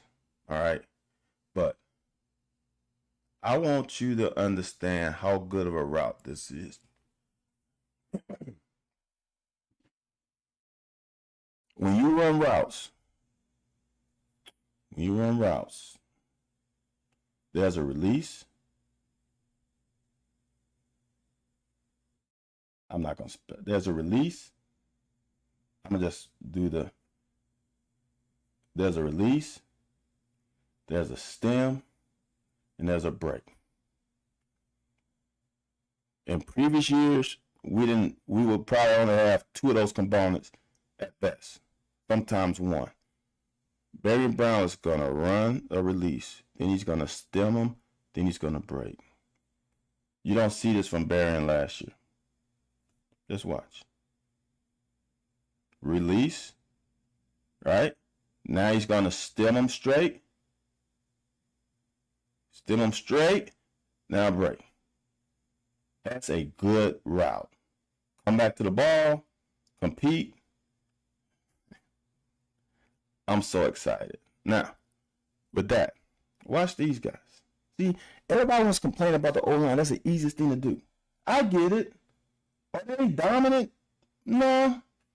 But they're good. And they're getting better. Look how clean that window is. Look how clean that window is. You got 3 yards of cushion right there. 3 yards of cushion. When it's right, it's right.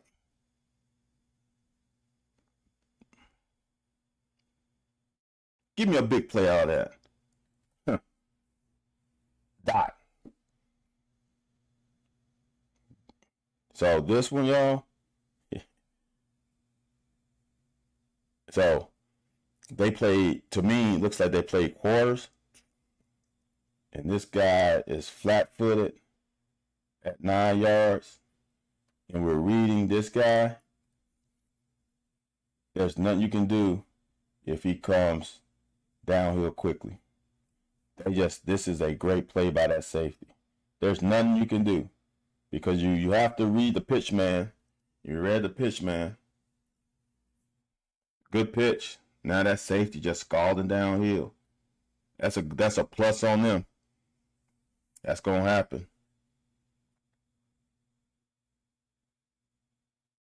As I saw this later during the game, I'm like, come on, Caddis. Now I get what happened. He ran into that linebacker. See, that linebacker came up and hit him, and then he lost his balance before the ball was thrown. He was losing his balance the whole time. Now, honestly, he still got to catch this ball. That ball is thrown down. He still got to catch that. That's still a miss. But now I understand what happened. Because I'm like, why are you tripping? Because he got hit.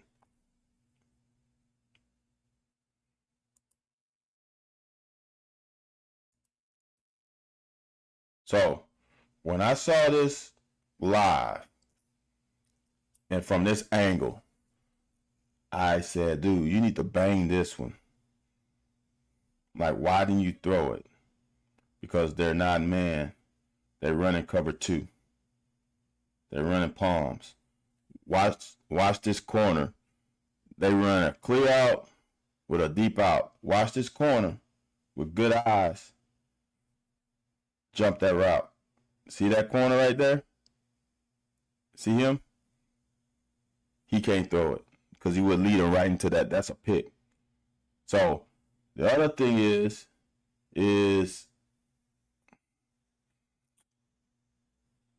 Ole Miss started simulating a blitz, bringing him, then retreating. But then when Ray combos on the nose, on the backside one, he's also mirroring the quarterback. So this is actually a great job by Brock stepping up in the pocket. But since we doubled the guy that he was initially on, now he's unblocked. It's a great scheme defensively by them.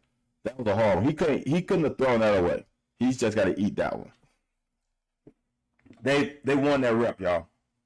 They won it. Good job, Big Dion.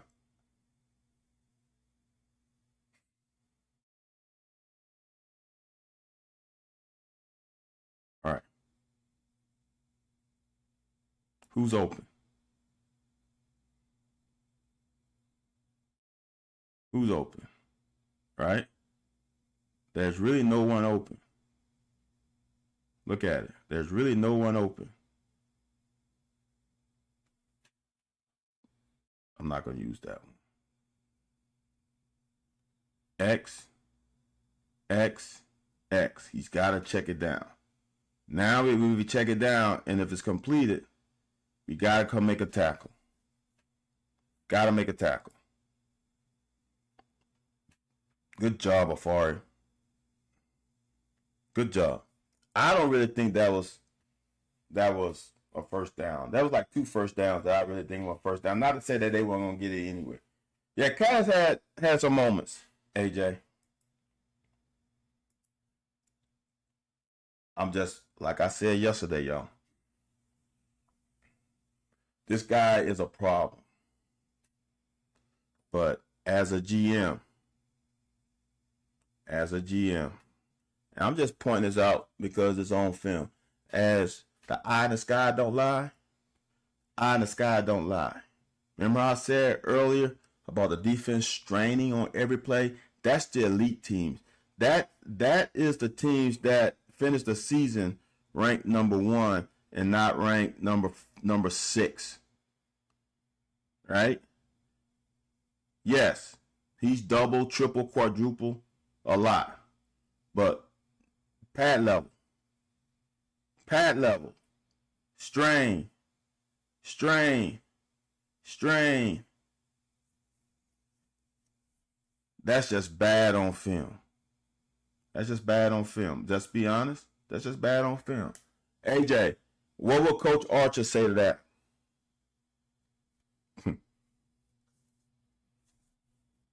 Everybody's straining up. When I say it's a consistency of everyone straining, that's what I'm getting at.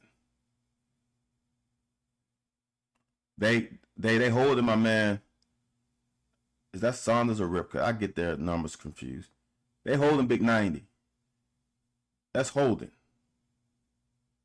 But we in, look, dude. Look, this is for a team that averaged 40, 50 points and past the game was 3+. Lock down. Lock down. Lock down. Come on. Give these guys some credit when they do it right. Because I know I am, because I have consistently been on them. That's what I'm saying, AJ. See, that's Kendrick. I appreciate you chiming in early in the broadcast, not waiting to the damn end. If you're out of gas, Kendrick, you got to tap yourself out. We got enough Oxidon, Saunders, Ripka, Silver. We got the Young Bucks. We got enough talent on this team to tap yourself out. If you out of gas and you can't go 100, you got to sit your ass down. But I'm going to say, Kendrick, this ain't the first time. And this is the thing. I'm not talking about on this level because he's a fucking problem on this level. If you want to be a top 5, top 10 pick, you can't do that. You just can't. You want to be you want to be number 20, 21, 22, okay, maybe they'll allow you to do that. But not top 5. Top 5 is a lot of money. Top 5 is generational money right now.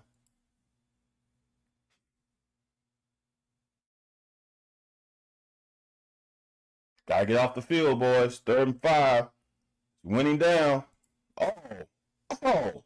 What y'all fucking think? Y'all just gonna run up the gap on one of the best rushing teams in the SEC? DJ's like, Gets in this gap. Now, 4th and 7. We bring the house. Now, I heard somebody on Twitter talking about, well, we're doing exotic, we shouldn't be tweeting, we should just come straight out. Dude, I want to understand. If you run an obvious blitz, 1, 2, 3, 4, 5, 6, will stone your ass. You gotta give them something. You gotta give them something to confuse them. So, like right now, they still stoned it. But here's the deal, though. Here's the deal. As a DB, you cannot do what's comfortable. The worst thing as a DB is to open the gate. He opened the gate. He opened the gate. You got to stay square for longer. So when you open the gate and you're on top of him, on top of the receiver, if he goes here, you got no shot. That's why it's better to stay. Look, watch this guy here. For example, watch how he stays square and see how it's easier for Childress. It's easier for Childress to guard in route when you lose his leverage because he's square. Okay? Watch. I don't know which one, Waller or JQ. Shoulder square. Watch Waller or JQ. Shoulder square. Childress, shoulder square. Right? Look. You break on the ball. Shoulder square. When you turn your shoulders and you open the gate, it's hard. It's hard to close that gate once it's open because he is in great shape right now. If his shoulders were square, his shoulders are probably square here. If his shoulders are square, longer, and not open the gate, he'll be able to defend that. That's just bad technique. Damn. It's 13-10, y'all, in the fourth quarter. Look what yard line they on. We would get the ball at the 50, pretty much. We get the ball at the 50.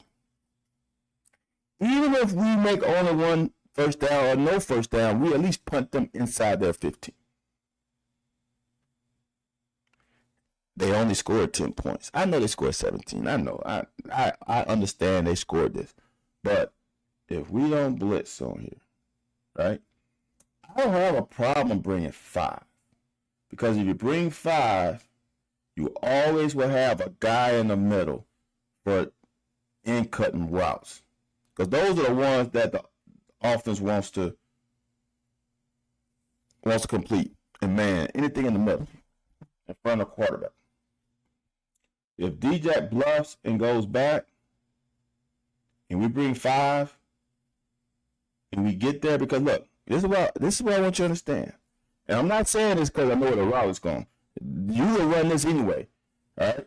He will free up because the running back blocks, okay? If he's in the middle of the field, instead of blitzing, where does he throw it? Where does he throw? Because they run this route concept anyway. If D-Jack is by that ref, where is he throwing it? Let's say he completes, at least D-Jack tackles him. Because the other 3 guys are not open. Fuck. I hate that, man. I hate giving up these kind of points. Fuck me.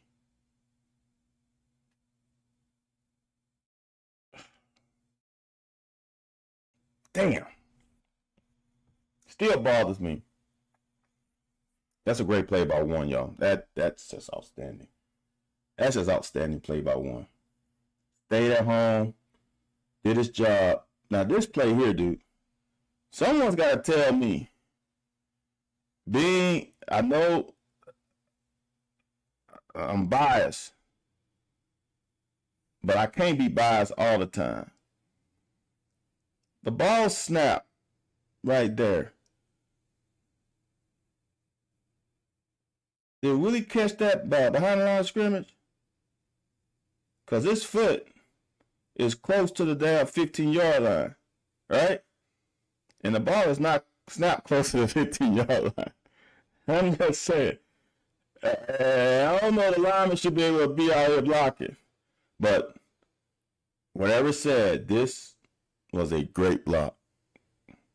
That sprung it. That block right there sprung it. Because if he doesn't block, is that Cox? If we don't get that block, number 11 reads it pretty damn well. Boom. Big play. It was a huge play on 2nd and long. A huge play. I know we don't score, but it got us out of our end zone. So field position is huge. See, this is the one that I need to know what was called. Was that wide zone? Because it does look like wide zone. If it's wide zone, right? Looking at it again, I kind of see what he sees. But he's been so good at this, going north and south. He goes there. I think we got something really good. Because we got block. We got block. They kind of got that seal. They're going to lose him as he continue press the D gap, cut right back up. I think we got something.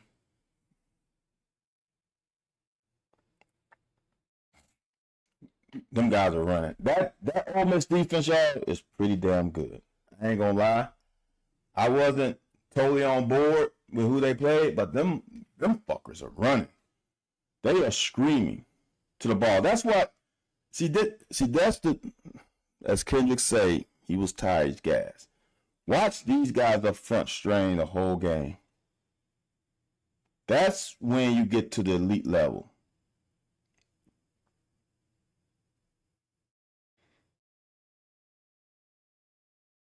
This is the greatest acting job by number 2. I think we get a do they call it on this one? That's where they throw the ball away. Took a little bit too long. Yeah, they called it. That was actually 3rd and 10, not 2nd and 10. 3rd and 25 isn't a winning down. That's not. Not a winning down. Come up, safeties, come up. Good. Gave him about a yard too much, but 2nd and 6. Where you going? Where you going, Zero? Where you going? Where you going? Boy, that's like the program when that linebacker was talking trash. Look at this. This is what I want. This is what I want young guys to think about. And honestly, on any level, you shouldn't hunt tackle. You should go to your gap. That's his gap. He's going to show in his gap. Trust that everybody else going to be in their gap. But my gap is that C gap. I'm showing in C gap. See that? I'm going to show in C gap.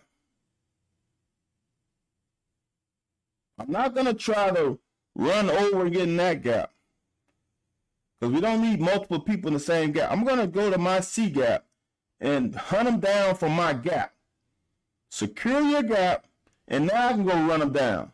Great ass play, man. Look, there ain't nowhere to go. Nowhere to go. Nowhere to run to, baby. Nowhere to hide.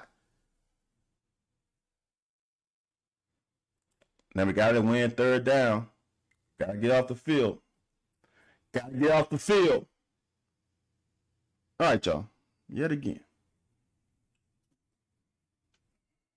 I'm getting hot up in here because this is so good. Yet again. Good discipline. Doing your job. They know that they got. Now, I'm going to say, from this view, I knew we had a chance because I could see, I saw what was happening with Lovett. Now you just got to come make a tackle. Now, from the broadcast angle, I'm like, shit, that did look better than what it looked from this angle. Look how he closed the gap. This ball is thrown. And Lovett is at least, Love is at least 10 yards away from the receiver. Right? Ball is thrown. All right. This is what I want y'all to see. He's 10 yards away from the receiver now. When the receiver catches it, he's 3 yards away. 4. That's what you call by breaking on the ball. Now, use a sideline as your second defender. Break down. Don't. Because here, this is what I want young guys to understand. If you're coming at this angle, you can force him to the sideline. He cannot go back this way. You protect your leverage. Your leverage is inside out because there's not another defender coming. You got to use a sideline as a defender. Break down. Pad level low. Foul. Fuck, that is good. That's textbook. That's fucking textbook. And he was how far off the ball? On 3rd and 6? How far off the ball was he? I hate that soft ass coverage. That's bullshit. Why we play so soft? Why we play so soft? And that was nothing soft about that. So they kind of adjusted to this, and they didn't play as much man to me in the middle part of this game. When it came down to it, though, when their back was against the wall, they ran more man. All right? In this situation, this is why, honestly, y'all, unless you are a true running quarterback, This is why I'm so hesitant of running, because if you're gonna pull a tight end, you gotta follow the tight end. And here's the thing: you can't be too fast. You can't be too fast. You gotta slow up. That's your lead blocker.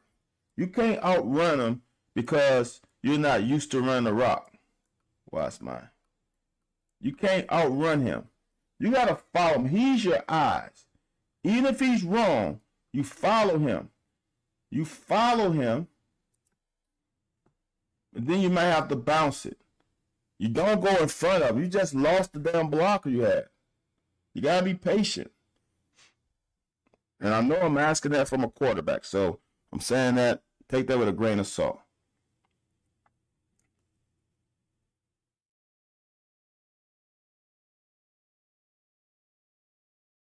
Big time catch. That's a big time catch. Big time catch. All right? But it all starts at the line of scrimmage. It all starts at the line of scrimmage. It all starts at the line of scrimmage. This guy is at least head up. He might be shaded outside because they probably going single high safety. All right? So if he's playing head up or outside, I'm going to attack him to his outside shoulder before I get vertical. Watch. Attack his outside shoulder. Now that's his release. Now I got to stem him up and break. Now I don't see the whole route over it, but that's a damn good pitch and catch. Very a great damn job. Oh, this is the view, because for some reason when I try to look at it, the end zone cut was edited out. So this is I probably got a better view from the end zone.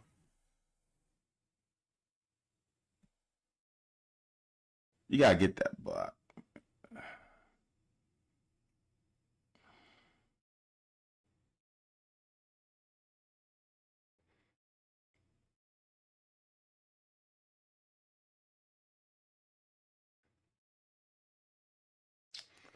I don't know, y'all. It's hard for me because I would rather, and it's just me.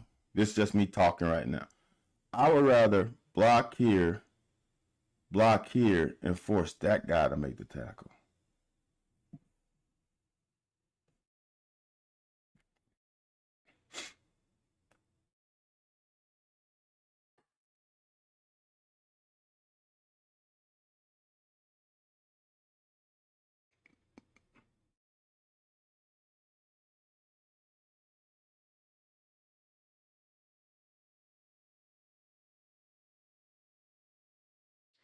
Big time run here.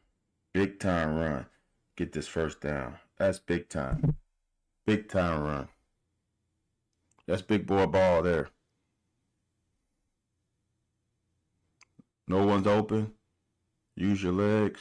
Ah! I hate when I do that, y'all.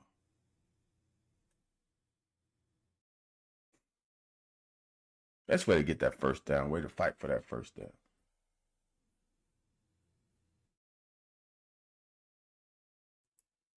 Max Pro, 2-man route. Throw it away. See, this is the time for me as a quarterback. We are Max Pro. We are blocking with 7. 2-man route with a late release. If it's not open, and there's not, throw the ball away. Throw the ball away. Don't try to do too much. Throw the ball away.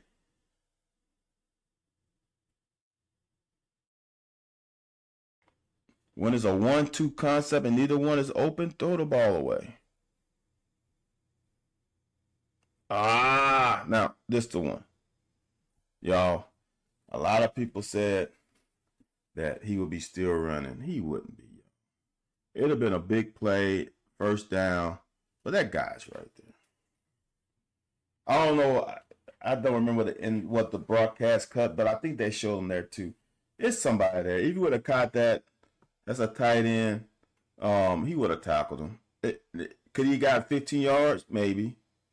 Could he have gotten 20? Maybe. But he wasn't going to score. That one hurt. That one hurt a little bit. See, this is one where it's just hard. See, I don't know how a line would block this. See, he declares. So then Dylan Ray says, I got a pass pro on him. But once he disappears, Dylan Ray goes and helps. But then once he helps, then that guy comes downhill. So it's kind of like they spine a little bit. So that's hard. I don't know what anyone could do, but on top of that, there's nobody open. There's nobody open at this point. So, I mean, you have the crosser coming, but that's a hard one. They won that rep too. Getting in 3rd and 10 is extremely difficult. This is the biggest, most important drive of the game. That's a big tackle. Get them down.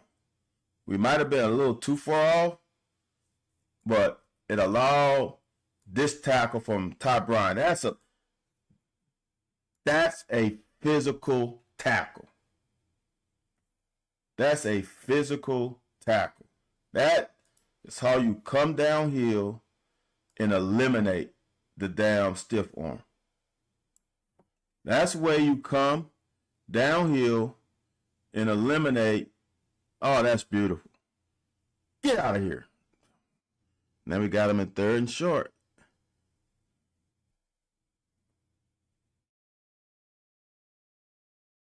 They saw something, but we were better. That's Deion. See, Deion needs to get the pad level down. He's got to get that pad level down, but he's so damn good. 4th down. Oh, shit. Big series to go 3 and out, y'all. Big series to go 3 and out. That's good defensive play. Gotta get a better route. I gotta get some separation out of there. This is the one where I think they will want that back. But you can't block everybody. You can't block everybody. Now, I don't know what I'm pretty confident with. I'm pretty confident with saying this is that Dingle, if that's the read guy, right? You don't go block the read guy, you turn up to the next guy. And if Dingle will turn up to the next guy, we will at least get a little more out of it. It'll be 3rd and 5.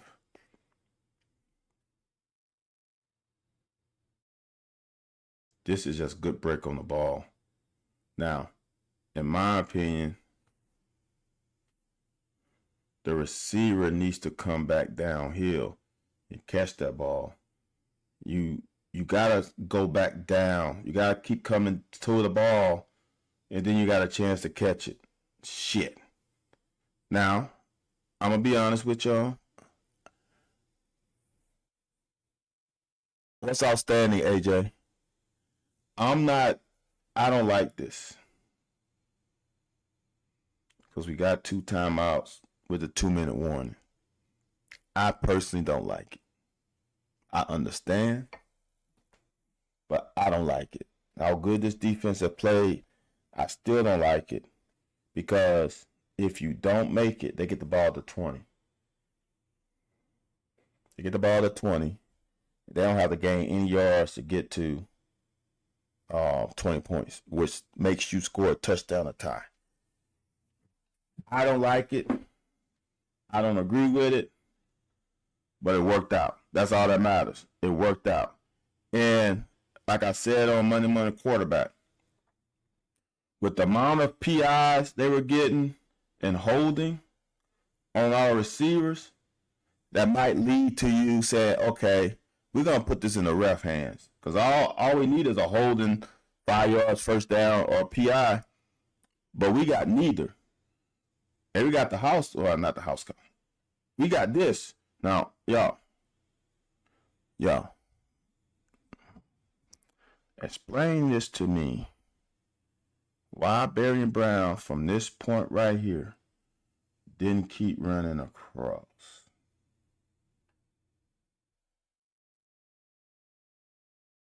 Why he goes that way? All right? Even though there's a guy, there's no one coming across. This guy is behind him by 5 yards. Why did he go back this way and not continue to chug in this way? Run away from those guys. Don't run to them. See that? There's nobody over here coming this way. These guys are behind. What ghost did he see over there? What ghost did he see? Why at right there he goes straight? Why not just keep running away from him? You got speed. You got straight line speed. Keep fucking going at this as long as you can. That's a touchdown. Now, it's fortunate that it worked out for us, but dude, why? Oh, Tom Leach told me to look at Coach Shorts. Let me see if I can.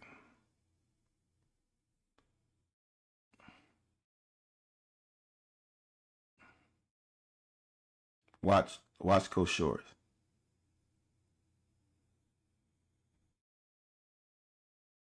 I don't know Coach Shorts, but he is becoming my dude. Watch him.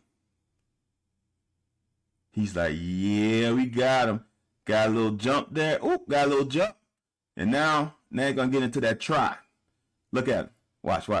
All right. Right there. You see him? Yeah. That's good stuff right there. That's good stuff. Love it. But that's a touchdown. You can't tell me otherwise that if Barion Brown, with the speed that he has, doesn't continue to run across the field, that's not a touchdown. This is a great run by DSK. Dude, the running back room is fine. Now, we got fortunate with this shit. The football gods were on our side. Good job by Weaver. Weaver is having a year, y'all. He's having a year. This final year he came back. He did it for, he's reaping the benefits of it. That's this. Look, y'all. I want to highlight DB play.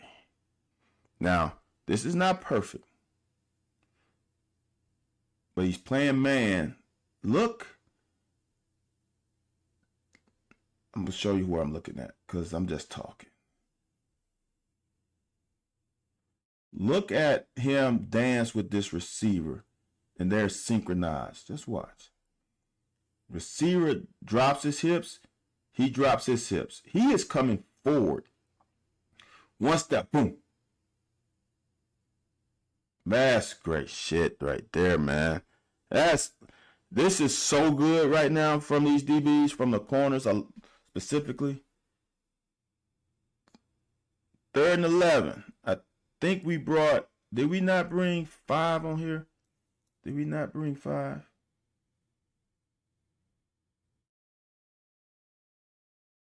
No, we just brought 4 and we dropped that linebacker. We dropped DJ. We brought 4. And we almost, that right there caused this pass to be a problem. Good job by Weaver, man. Shit. This defense is getting there, y'all. The game should be over right now. 4th and 11. There's nothing there. There's nothing open. Look at this. There's nothing open. We cannot lose sight of the quarterback by turning our back to him. We gotta be better.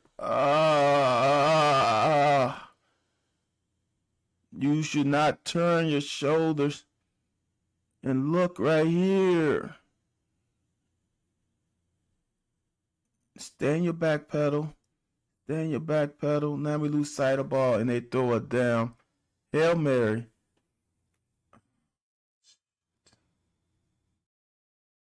We should have been off the field, making them use these timeouts. Nowhere to throw, y'all. Now, D-Jack, he's a linebacker.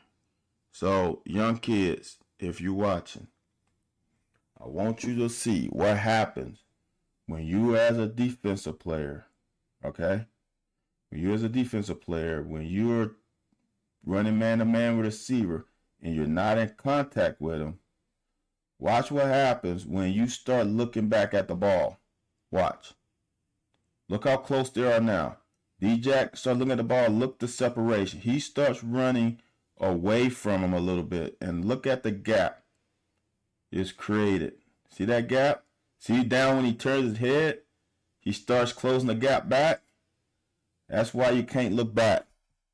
You got to run, especially as a linebacker. You don't have that good of ball skills. Run with the receiver. Look at him. Play his hands.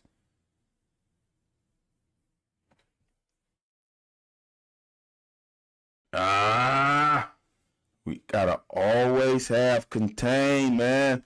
We cannot bump into each other.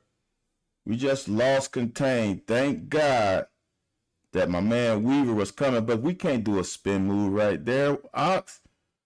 You can't. You gotta maintain contain.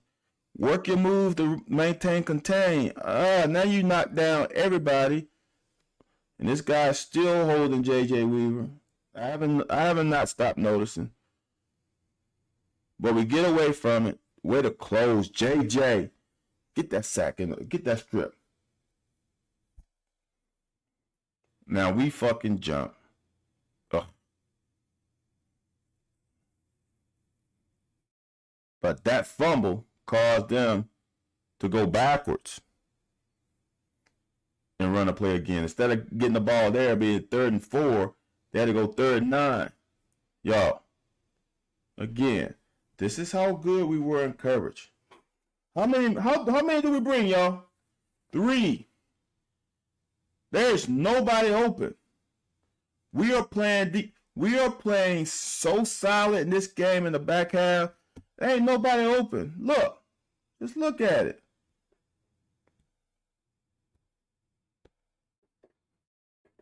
Ain't nobody open.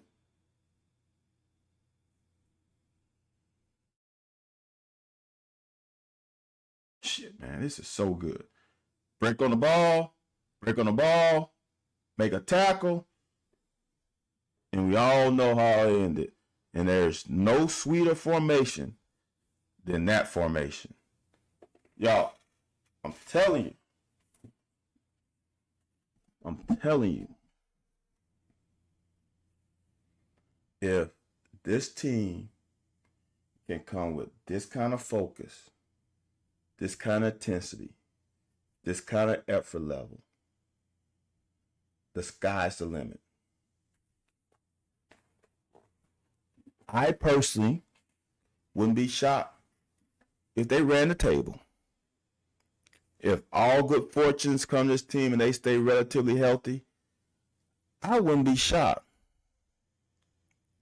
Today, after these 3 weeks performance, that they don't go and run the table. Because this offense is going to only get better. I just showed you defensive plays can only get better. Kendrick, I'm not sure Brad White has ever had a bad game plan. If I'm being honest, they didn't execute as well. They executed their ass off here. They had 2 plays. 2 plays in the second half. Both big passing plays where their technique and fundamentals were off.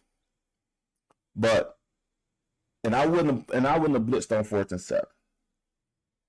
But if Lovett plays his technique better, we're fine. We probably get a pressure or a sack if he plays, because nobody else was open on a 4th and 11 play. If Story doesn't lose technique, stay in your back pedal. It's 4th and 11. Stay in your back pedal. Trust the guys underneath that they're going to do their job. He stays in his back pedal. They don't get that play off. If Dion makes a phone booth tackle on the first drive, they don't get points on that drive. So that's them. We would have won it. They would have only scored 7 points.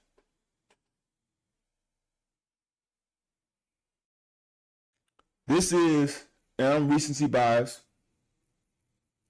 this is the most complete defensive game they have played in a long time. Especially for, I'm going to say it, for the back end having issues this year. There was not one bad issue in this game. There was not one breakdown in coverage. Now, they had mishaps, but no blown breakdown coverage. There was not someone that Jackson Dart missed because the coverage was blown. They played sound, fundamental, disciplined ball for the first time this year for the entire game. They were fucking locked in. They were locked in.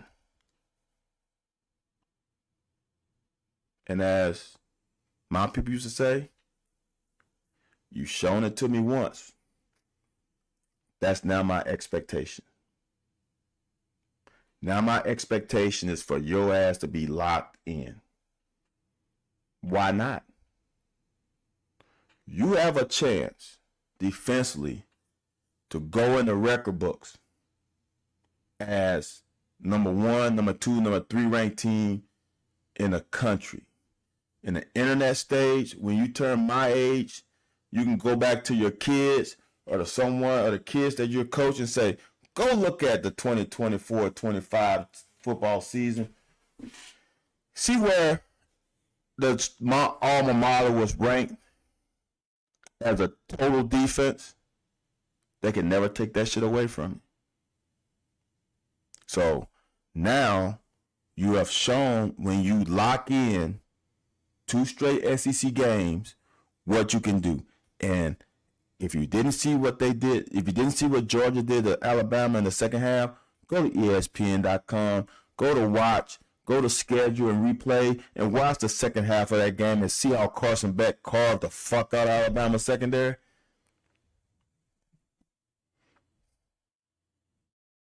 He didn't do that against us. He did not do that against us. So the last 2 SEC games, we allowed 13 and 17 points. Georgia scored how many points against Alabama? How many points were Ole Miss averaging this year? And we went to their house on their front lawn, knocked on their door and said, we coming in. We didn't steal this game. We went and straight out just won this bitch.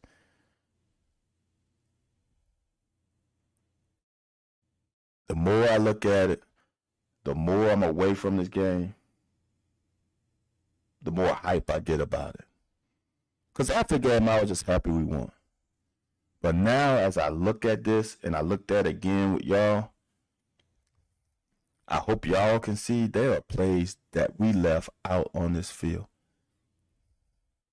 We were not close to being perfect, but we grinded out a win on the road.